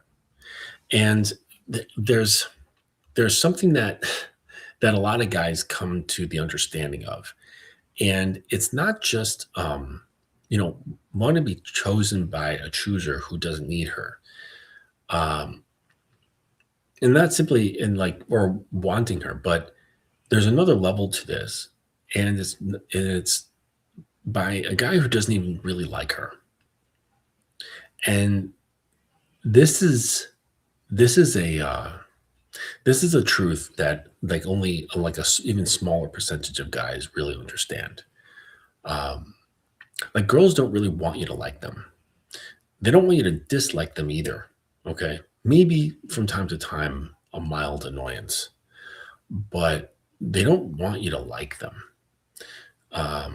Who knows? Maybe this has to do with insecurity or self-loathing or whatever it is. Okay. Maybe it's the part of them that just wants to be the thing that the barbarian scoops up and throws over his shoulder and drags her off to the cave. Right. Like an object. Right. And there is a very real thing about a part of many, many girls who have a natural desire to be objectified, but not in the way that you'd think, this sexual image, right? And being utilized. It's the objectification that I'm talking about is totally different. It's being just that thing that gets thrown over his shoulder and dragged off to his cave, right? It's not like the object to be adored. That's not really objectification, right? Like looking at a Barbie doll in a window. That's what most guys and a lot of girls, when they're talking about objectification, that's what they mean. But that's not real objectification. That's like a bastardized version of it. More maybe like utilization. And you don't have to like something to utilize it. You utilize it because it serves a purpose, like either long-term or short-term, just or for that moment. And, and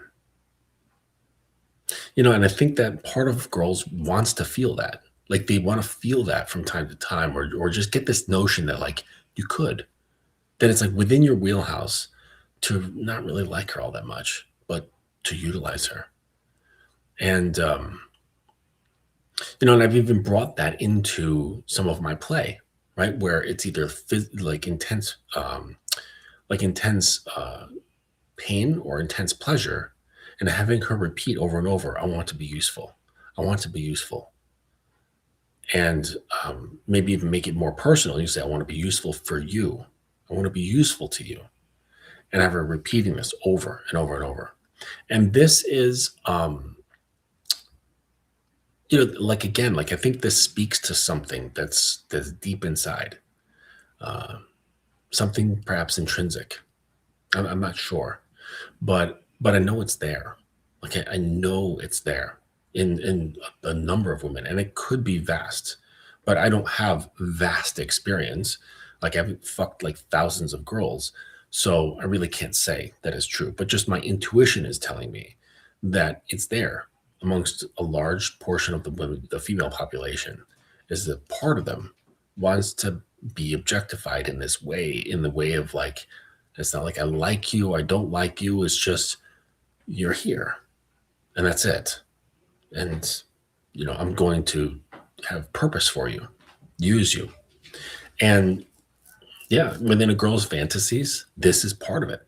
Like there's massive amounts of fantasies that are dedicated towards objectification, of just being used for something, whether it's sexual or non. And it's a very real thing, despite how many girls might protest against it. There's mountains of fantasies written about this sort of thing, discussed, right? And it's like, yeah, it's not shared with your average Joe. It's really not, because not only might he judge it, if he doesn't judge it, he's likely not even going to be able to understand it, of what the feeling is, and then how to bring about that feeling without, well, how to bring about that feeling correctly, like in the way that she wants it to feel, and that she can just lose herself into, right? Like that's a whole art form in and of itself.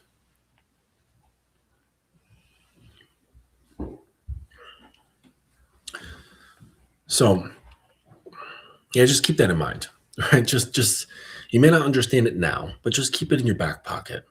That girls don't necessarily want you to like them, and they don't necessarily want you to dislike them at the same time. And this is not surprising, is it? Because what women want, consistency, but inconsistency. They want safety, but they want danger, right? They want you to be nice, but they want you to be not nice, right? And this is why why I can get away with saying things, I love you, my sweet little whore, my sweet little pig fucker. Like that's, completely normal for me to say, right? My darling little cock sleeve. These, it's because it's like, it's both. It's both that little bit of salt and a little bit of sweet. You can carry this out in your actions. Like they love it when there's a mixture of, they love it like in the bedroom, like something that's very sweet and romantic, but also that's something that's completely not sweet and romantic, just dirty and debased and raunchy, right? But then they also like things that are mixed up. That's like a little bit of raunchy and dark and a little bit of sweet and romantic at the same time. Okay. Yeah, having her dress up in like a cute little thing that like is very sweet and girly, right? And then making her do awful, awful things, right? That are just completely degrading, or the opposite. So it's like, it's not surprising, or I hope it's not surprising to you, that girls want you to like them, but not like them. I hope that's not surprising. So let's move on here. The last one here, number 6, which is embed a linger in her psyche when you're away. Excuse me. And this is the capstone, the most subtle but most powerful piece. And it's not about words or actions, but the residue of your presence, the residue, the wake, the echo. And this is the quiet echo that outshines everyone else's noise. You spark her recall without effort, simply through your unique codes that her mind can't match. This could be your profound gaze, the moment of quiet before you speak, or your grounded tone. And back in her routine, a trigger hits, right? It's a sense. Maybe she catches a whiff of your cologne, a sound that reminds you of her, a particular piece of music, a pause, and her body reacts before her mind does, right? Her like her skin will get like, a bit chilled. Maybe her pussy will jump. Maybe her nipples will get hard. Maybe her mouth will get dry. Who knows? Like just a whole number of like physiological or emotional responses that are triggered. Okay. And that happens like before her mind even catches up. And then you flash into her mind, your voice echoes, and she feels your presence fleetingly. And that's attachment that's locked, not in her memory, okay, but it's locked into her biology. And it's summoning the absent version of yourself. And you cease being just a man and become a unique chemical blend she can't duplicate. So this is the thing that can only be brought about by your presence. Okay. And again, like once that's mixed into her and then you're not there, it's like any little thing that reminds you, or I'm sorry, reminds her of you, it reignites, like stirs up that stuff once again. And then her body remembers, okay? The nervous system remembers, the emotions remember, the unconscious remembers. And then the conscious mind starts thinking about you, right? So it's guys think it's the other way around, right? Like she thinks about me and then she feels. No, it's about embedding a certain code, into her system where the emotions and the sensations then create the thoughts about you, right? So it's flipped. So you cease just being a man, you become a unique chemical blend she can't duplicate. Peace and turmoil, safety and riddle, all tied together. She returns not out of duty, but because of a feeling she can't explain and can't live without. The self-mastered man doesn't beg for desire. He becomes the command for it. And that's really, what all this stuff is about, right? It's becoming the thing that creates wakes, it creates echoes, and then those echoes get reinforced by stuff. And I mentioned last night, like you can even reinforce these purposely. Okay, so like let's say you have, you've had some interactions in person a few times, and you wear the same cologne, right, each time. Okay, and then she's having an emotional experience while her subconscious may not even be like consciously aware of it, but she's subconsciously aware of this smell, your smell. And then you decide to send her something. Maybe you send her a letter. Like this is what I've done. I've sent a letter, like a handwritten letter, and I'll spray that same cologne on the letter and then mail that. And then she'll get it, and then she'll pick it up and like she'll smell it.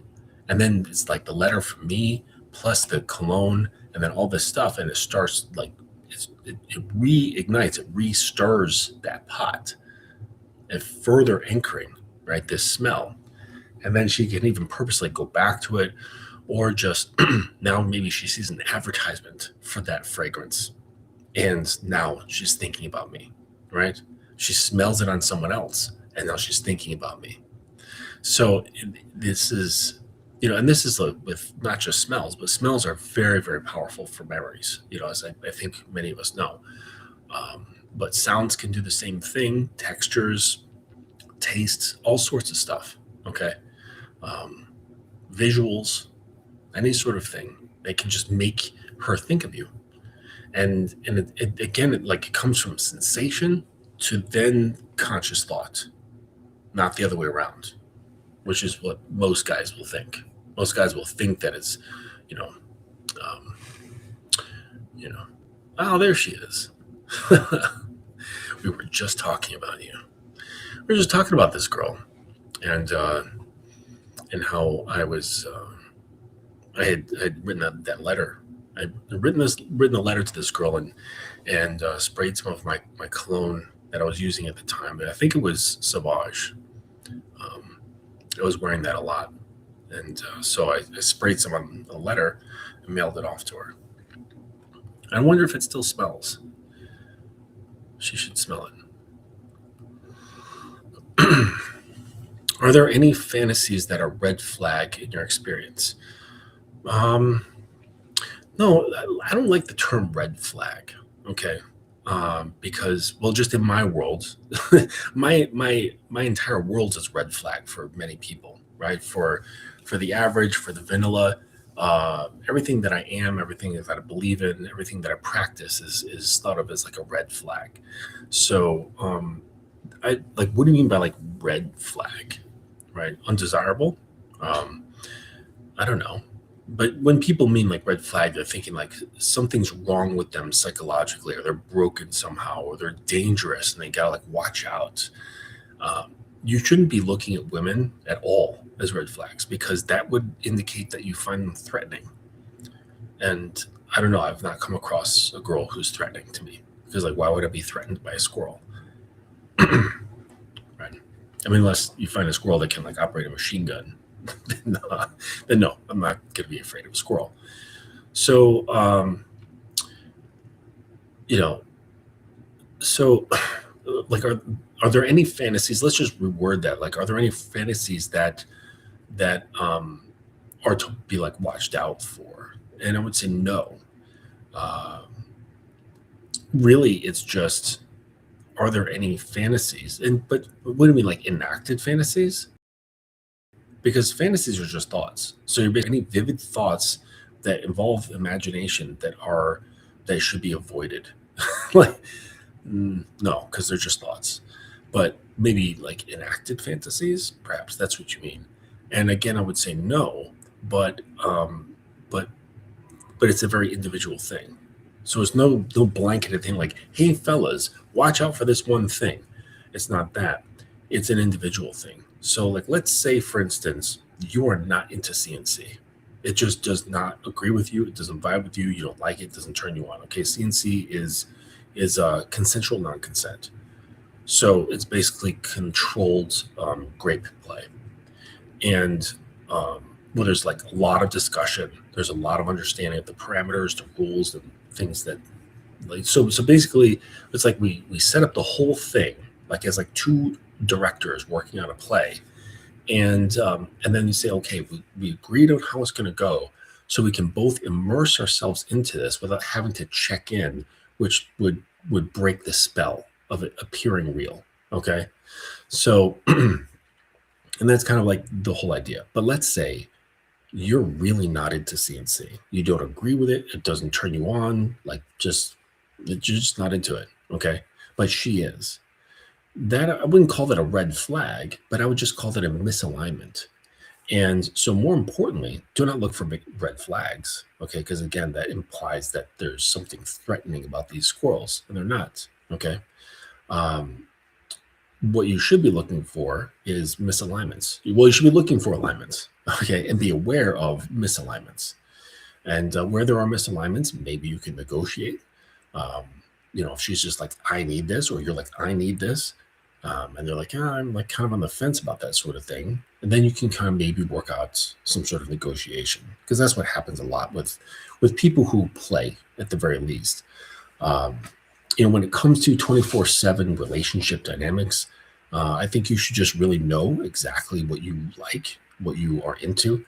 And there really shouldn't be any negotiation whatsoever, unless it's just a play partner. Okay. But if you're talking like a long-term relationship, you should just know your shit. You should know like everything, like what you're into, like as far as like kink, but also, yeah, generally your program, which involves your constitution. It involves your values, your morals, your goals, and all that stuff.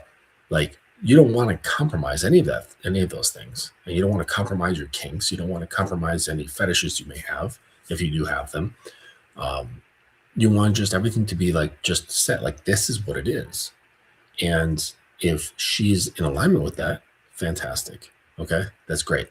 But if she's not, then don't negotiate. And you don't want her to negotiate really either, because that's going to lead to performance. You don't want a girl performing for you, right? Because eventually that performance is going to wane. And then you're going to find that she's not the girl that she pretended to be, right? And then you're both going to be disappointed. You're like, fuck, like I like you and you're here and it's been like 2 years, but I've come to realize like you're not the person that I thought you were. So, what gives? Now I have to make this hard decision. And I've been there. And it's just tough. It's tough when people are just not honest. And so it's really important that you yourself as the man don't perform.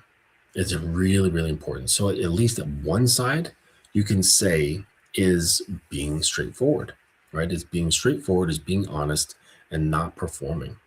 And that might set a precedent. That might not.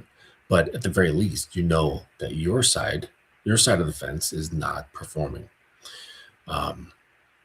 So yeah, just consider that. But so no, to answer your question, like there's no red flags, right? Um, there just could be things that you're not into, you know.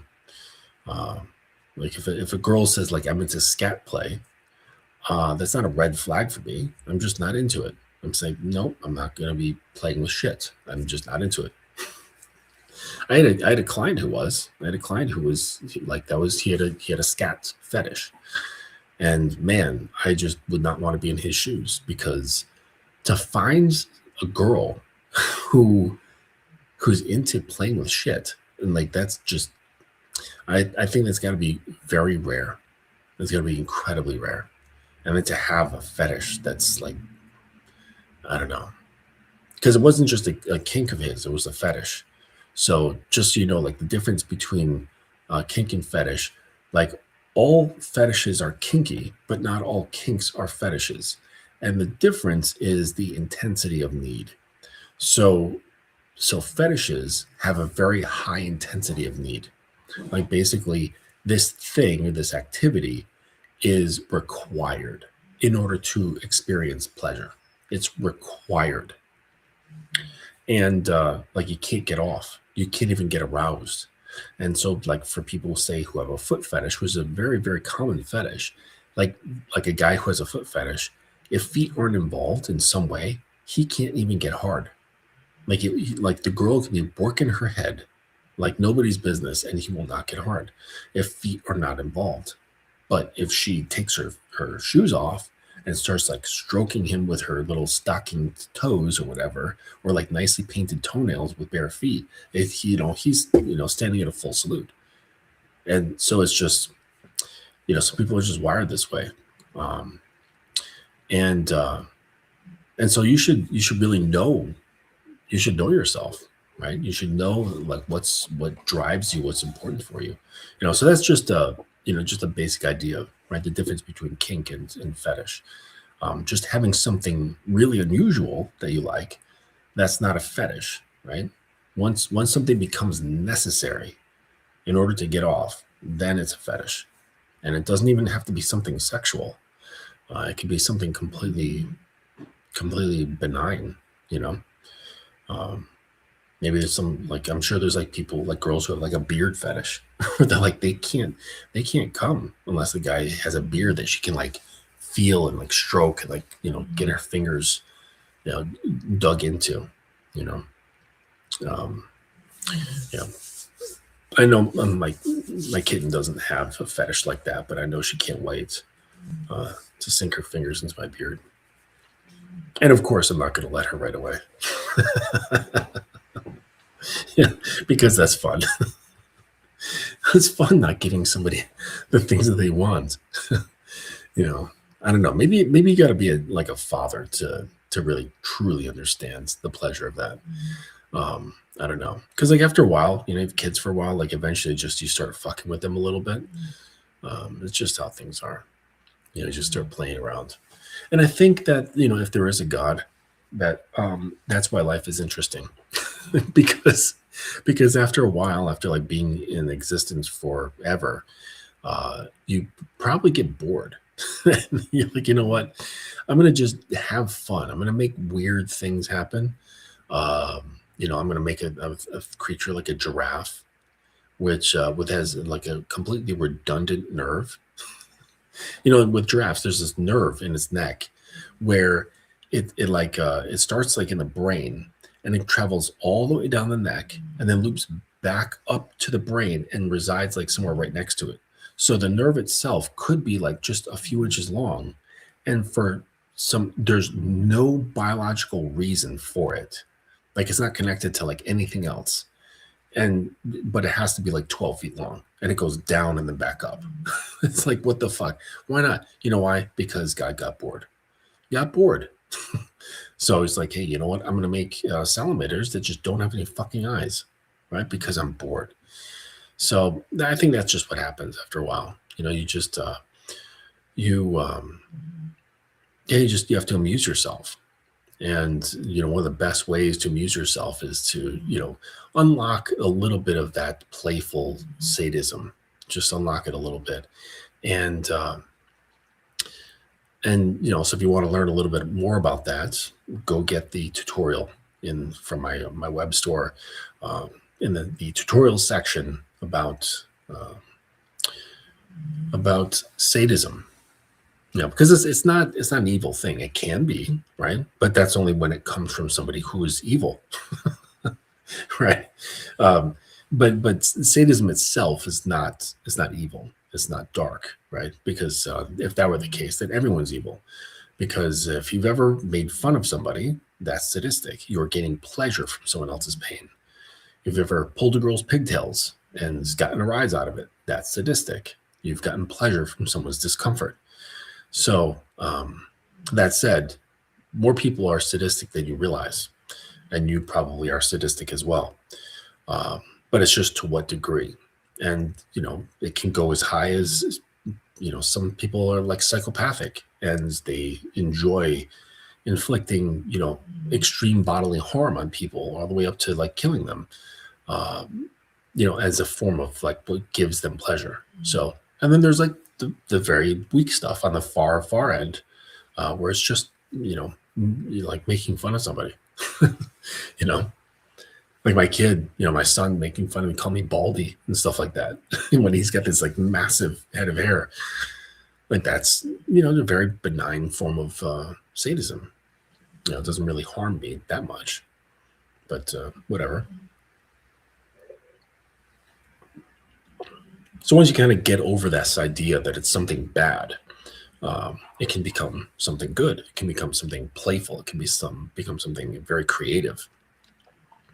And you can have a lot of fun, a lot of flexibility. When you become like what I'm talking about here with this, becoming the person that creates attachment, it creates so many other things as well. Like all this stuff that I was talking about, like we could just like quickly like run over the titles, like disrupting her routines, okay, while preserving her stability, crafting physical impressions her thoughts can't erase, perfecting the craft of spacing, letting her let her reveal herself without judgment, expressing curiosity without neediness, and embedding a linger in her psyche when you're away. Like all of those things, all those characteristics, they create things that are not just attachment inspiring. They create basically everything. Like everything that like it creates arousal. It creates her paying attention to you. It creates her like hanging on your words, wanting to learn from you. It creates the emotional underpinnings, at least, of respect. Because for respect, it's like really your character and the direct displays of your behaviors. Okay, but this stuff that I'm talking about here tonight sets the emotional underpinnings for respect. Because there's like for girls, there is an emotional component to respect. It's not just he's doing the right things, right? He's doing the right things and right, he's doing the right things, and I feel compelled to be next to him. I feel compelled to have him devour me. I want to be food for him. I want to be his object that he possesses. I want to be his object that he plays with, that he eats, that he puts in his pocket, that he puts in a box under the bed. All of these things. Okay. But the stuff that we discussed tonight, it's not just for attachment. It's for a whole host of things that creates a bond with her that often leads to a position where that she can't live without it. And this is entirely the most powerful thing. It's not the looks, money, and status. If you do possess those things, it just makes the foundation stronger, right? It can intensify these things. If you've got this presence where she is attached and addicted to you, but then you're like, hey, we're taking a very special trip together, all right? Pack a bag, And the reason why this is even happening is because you have been like this, and this. So don't think this is like some sort of vacation just for the sake of it. This is a reward that you've earned. And so that coming in, plus the trip itself, plus the presence that you've created that garnered this this attachment and this addiction to you. When you add on something like a trip or a gift or what have you, man, it's like she's getting hit with a baseball bat. You're being so any of those surface things, you're being fit, you're being well known, you're being able to take her places, buy her things, like that's just the added chocolate sauce or the maraschino cherry right on a sundae. It's not going to those things can't fix a shitty sundae. Right? If you get like freezer burnt ice cream, there's no amount of whipped cream and chocolate sauce that you can put on there that's going to make up for the fact that it's got freezer burnt ice cream, right? We've all experienced that. Like freezer burnt ice cream is the worst. It's the absolute worst. It's like grainy, because there's no moisture in it anymore. But yeah, it's very good, like granular. Terrible. So understand like your actions, and this is why nice guys fall flat. This is why rich men get played, why models get dumped, right? Why moguls like oh shit, what's his name? The fucking Amazon dude, right? Like he got played at a party. He's like one of the most well-known and financially powerful people in the world, and it gets fucking played.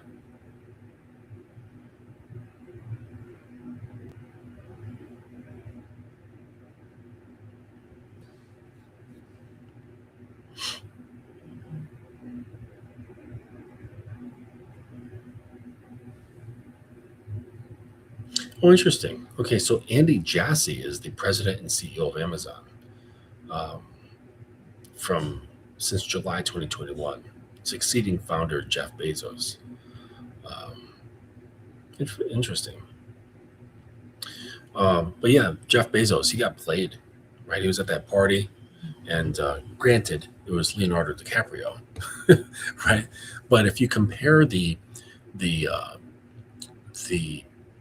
prowess that one has, right? If you compare the social prowess that Jeff Bezos has compared to the social prowess that DiCaprio has, or if you compare their financial standings, right? It's like comparing an average worker, right? An average 9-to-5er, and someone who's on food stamps. Like if you compare those two, like DiCaprio might as well be on food stamps compared to how much money Jeff Bezos has.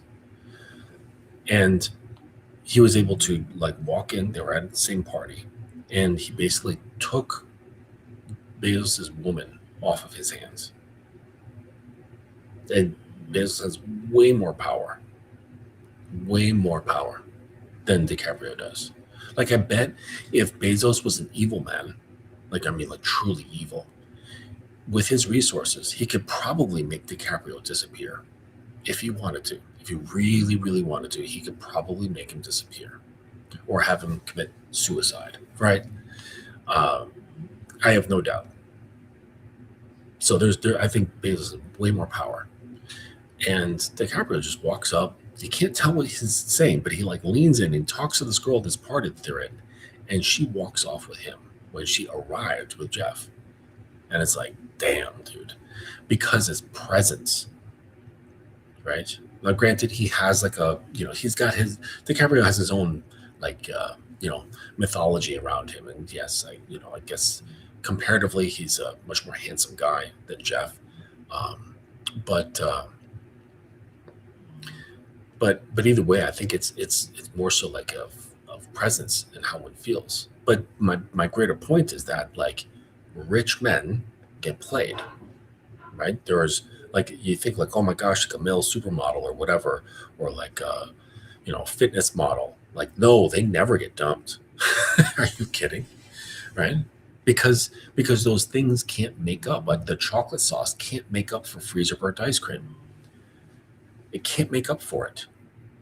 It can be alluring and be like, ooh, look at that, because it's hiding everything. Okay? You can hide shitty ice cream with enough whipped cream and chocolate sauce and cherries and sprinkles, right? But once you get in there, you realize this is freezer burnt. And girls often, they figure guys out. And maybe they'll stay. Maybe they'll just hang out because like a better option hasn't arisen. And they're like, okay, well, at least he's really hot. He's dumb as a bag of hammers, okay? Or he's a complete fucking loser who just, despite me thinking he's like this masculine guy because he's got this chiseled face and this chiseled body or whatever, but I realize he's completely wrapped himself around my little finger, okay? And he's got the emotional bandwidth of a child. So, yeah, but he's really hot. So, and he's got this really great apartment in Soho. So I'm just going to, stick it out with this guy, right? The sex is kind of mid, but there's other perks, right? Or like that girl that I was telling you about that I was seeing, where she was dating this guy he's not in the country often. Okay. He was traveling most of the month, like every month. He was only around for like maybe a week or two. But he had this amazing penthouse apartment, huge in Manhattan, in like a wall of windows, like where like a whole wall of the apartment from floor to ceiling was windows. And you could just see this amazing vista of Manhattan. And she would just, had a doorman, knew her by name. She'd come in and he would eat his food. He would have groceries all delivered. There was a maid, the whole fucking thing. She'd invite her friends over. They'd drink Prosecco, eat fresh fruit, listen to music, smoke his weed, drink his alcohol. They're just living it up. But it was like, but he was not influential. His presence, even with his lack of presence, his lack of physical presence, but his presence, how he shows up as a man, wasn't such that she was addicted to him. Like she really didn't like him all that much, but she really liked the stuff that he had. So it was enough. It was enough that she would just stick around. And that was really just that was tolerable. And there wasn't really, anything beyond that. And that's just the way it goes sometimes. So just understand that the presence means everything. And don't get caught up in this idea that it can be fixed with these external things, right? Oh, another classic example, right? This guy, Clavicular, or whatever the hell his name is. I don't know why people can't just use real names. Like, what's wrong with your real name? It's a man. Use your real name. You don't need to hide behind some kind of moniker, okay? So anyways, like I saw the videos, like he's this guy that I guess he's very attractive, but apparently he's, he does PEDs. He hits his face with a hammer, and he also,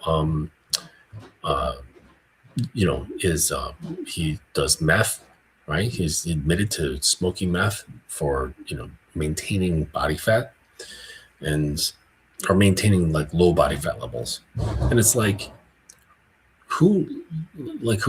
first of all, it says like you're incredibly needy. You're incredibly needy for female approval. If you're doing all that, like you're hitting your face with a hammer to bring out, bones, like calcium deposits, like that's fucking crazy. But like I've seen the videos where like he rolled up on a girl thinking that he's this thing. He's done all this work on like serious looks maxing, okay? Very serious, and gets blown out. Like the girl's just like, no, I'm not interested. Now, that's not to say that like, if you know what you're doing, your presence, you're never going to get blown out. Like you're always going to attract any kind of girl that you talk to. No, that's not the case. But the difference is that you're not going to give a flying fuck because you're not in it for girls. It's not going to affect you in any way because they're not that impactful. They're not this thing that creates impact in how you feel about yourself. But clearly, with Clavicular there, or Clav, or whatever the fuck his name is, it is. It's so much that he has to do meth. It's so much that he, at his age, feels that he needs to be on PEDs, that he needs to take anabolics. It's at his age where it's so much where he needs to hit his face with a hammer and do surgeries. Like, that's how much influence women have over him. And what's sad is that the taking anabolics when you're a young guy, like when you're in your 20s, is going to completely fuck his endocrine system. Like, if you're in your 20s, you absolutely should not be on anabolics of any kind, not any whatsoever. Your bodies should be producing enough testosterone to, make like 2 horses survive. Your numbers should be through the roof, right? If they're not, it's probably because you eat like shit, you live a sedentary lifestyle, you don't do anything, right? And so it's just slowly like dropping. But typically, a guy in his 20s should have an amazing amount of testosterone in his body. There's no reason whatsoever, like, unless it's like for like a serious medical condition, which is quite rare, where he needs to, the person needs to be on testosterone or something like that. But no, you shouldn't be touching it until like at least like your late 30s. Yep.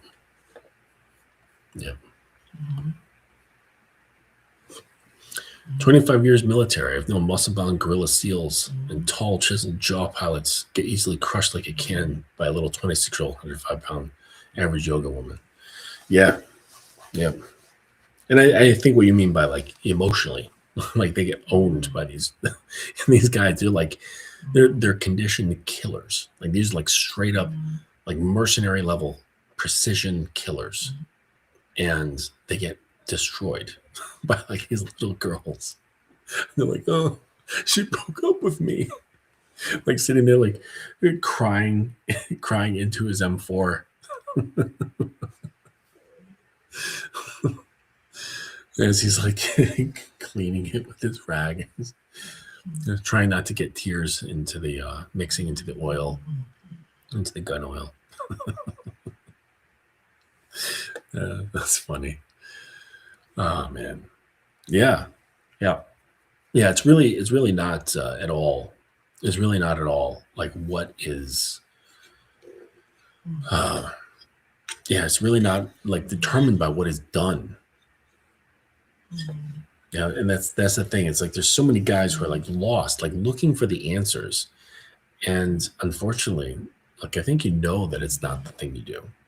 I think this, and because it's a waste of time, but you want to do something. So you're like, I'm gonna watch this video on like how to be charismatic, and I'm gonna like learn the skills of being charismatic. Oh, girls like funny guys, so I'm gonna learn how to tell jokes, right? Oh, body language really turns women on. It really gets them hooked. So I'm gonna watch all these videos about body language, and I'm gonna language up my body. No. What really does it is your presence, and your presence is eternally dictated by how you feel about yourself. It's not fixed through any sort of video. It's not fixed even through something like this. This is a bit informative. It kind of like turns your head toward the area of the map you should be looking at, okay? But it's not necessarily going to teach you a damn thing. Like, none of my videos really are, okay? It can shine a light on an area of the map that you should be looking, okay? But to go there requires more effort, requires work.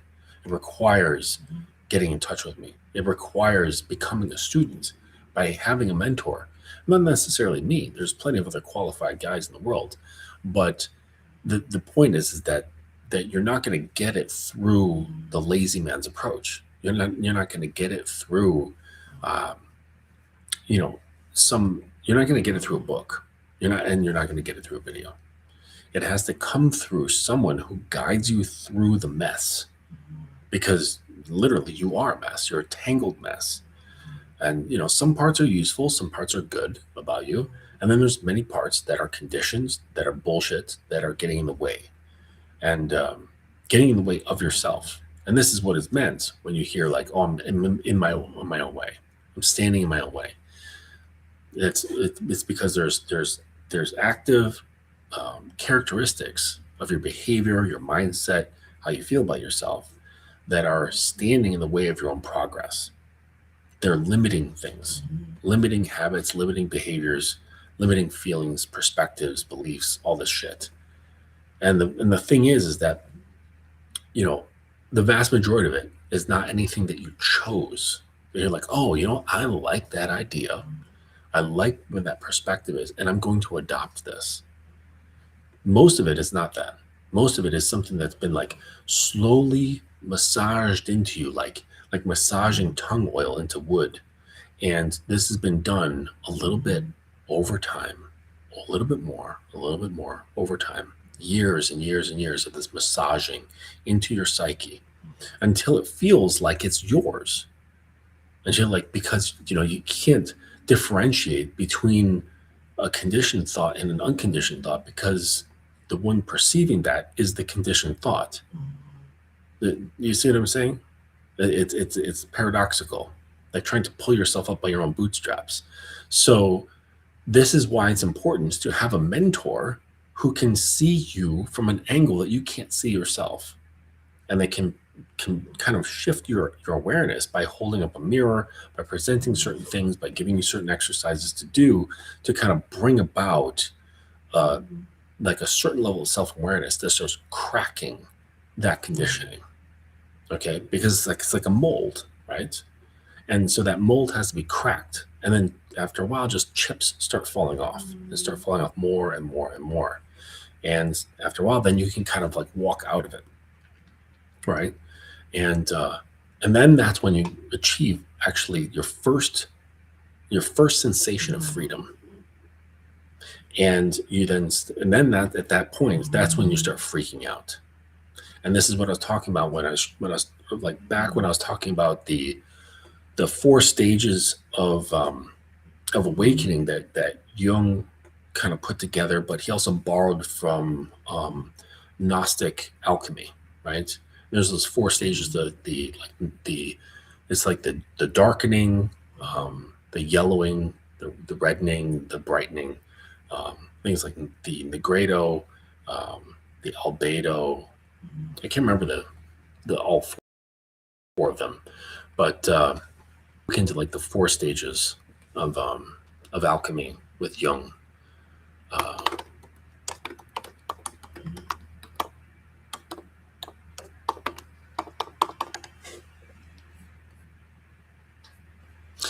The nigredo, albedo, centrinitas, and rubedo. And so once you break off that shell, okay, that's when you actually reach the nigredo, all right? And that's the blackening stage. And this is the stage of chaos, the decomposition, right? And this is the dark night of the soul, or facing the shadow, because it involves breaking down old, rigid personality structures, right? The prima materia. And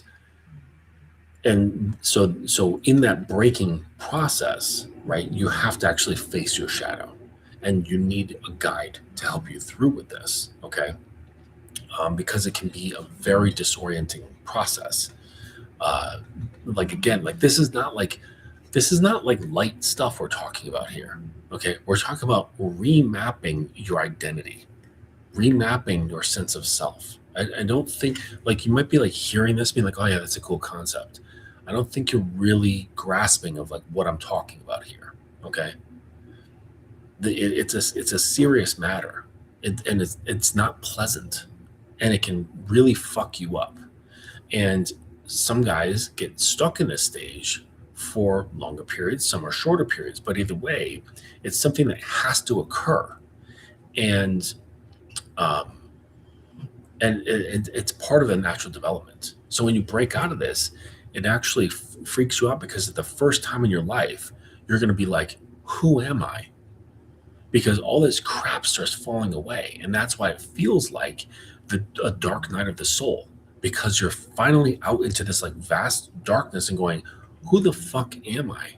What do I stand for? Because I've basically broken away all of these things that I thought I was, that I never actually chose, that was just imposed upon me either through overt or covert or gentle means, or mindless means, right? So the culture is like purposely trying to make you think a certain way. It's very, it's not purposeful, right? It just happens. But either way, you start breaking it off, and these things just start falling away, and you're like, well, fuck, like, who am I? You know? And so after that is the albedo, right? The whitening. And this is the stage of purification and washing away impurities. It involves illumination and self-reflection, often described as integrating the unconscious and separating opposing principles. So this is when you start bringing in proper things that you choose, right? You're choosing, like, these are my principles. These are my codes that I live by. These are the rules that I'm imposing upon myself, okay? And then there's the centrinitas, which I think is a really cool word, which is the yellowing. And this is the dawning of the solar light, or the awakening of consciousness, right? Because now you're bringing this in, it's now awakening you to, like, oh, this is who I am, okay?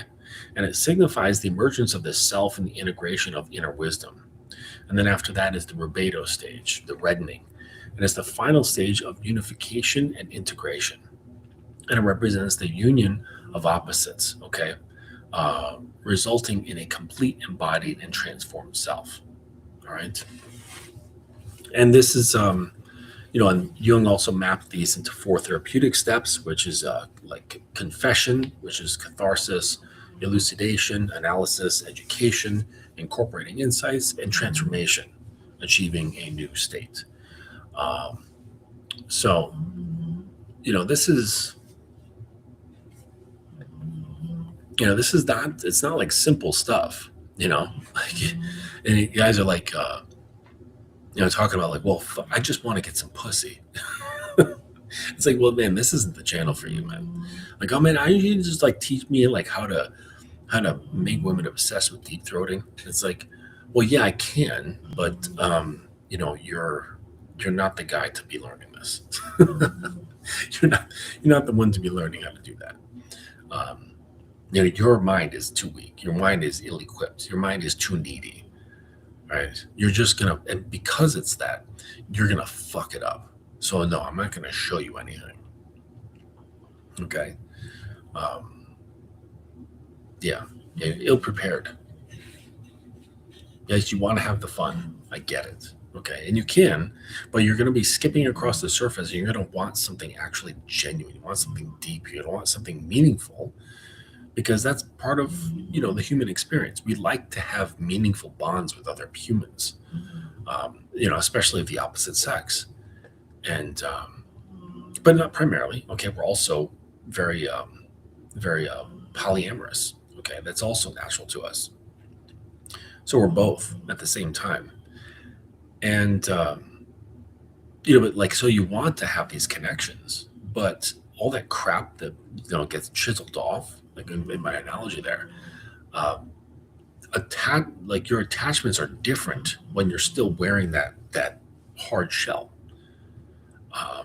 You think it's genuine, but because, again, you'll only be able to perceive through what your conditioned eyes will allow you to see. It's not real.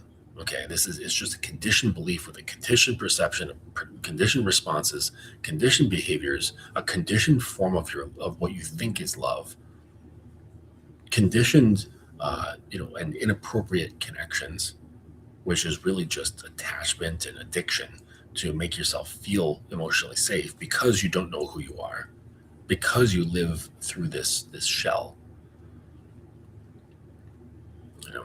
You're like, oh man, that sounds hard. Yeah, it is fucking hard. That's why there's so few men, and there's droves of males. And can't you understand now, again, why girls leave relationships so much? They want to feel free. They want containment. They want to let go. They want to be vulnerable. They want to be free of themselves. How can they do that if most males that they come across are imprisoned as well? How? Oh, but I've got a good job. So what? That doesn't do shit. It's great. Like, it's good for like providing life and, you know, building families, but that does not produce freedom. That does not produce vulnerability. That does not make a woman go, I need this person, this man in my life. I need him here because I don't know who I am without him. He has become an electric conduit, like a lightning rod. And I'm the lightning. You know, this is the girl saying, she's the girl saying, I'm the lightning. He is the lightning rod. He conducts me and grounds me. And so it's like, no, like you, like to be that, it's not done through amassing like a really cool social media presence.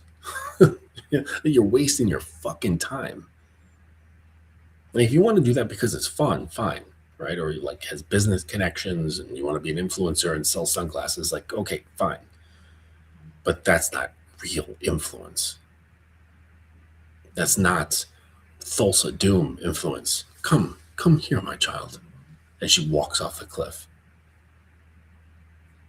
What is the power of the sword compared to the hand that wields it?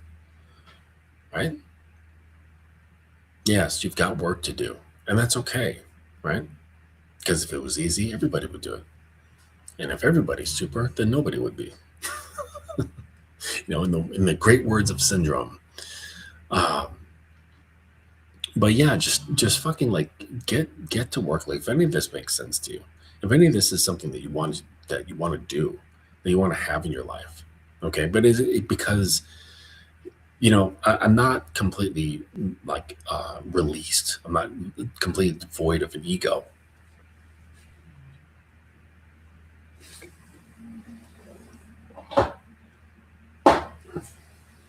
So I can say like that it feels good to have people look up to you. Like, it's really cool. It's really cool to have kids look up to you and respect you. It's really cool having a woman looking up to you and respecting you. Like, it's cool. Like, it doesn't like, you know, pitch deep within me. I mean, like, oh my gosh, like I feel so seen. You know, it's not like that, but it's fucking cool.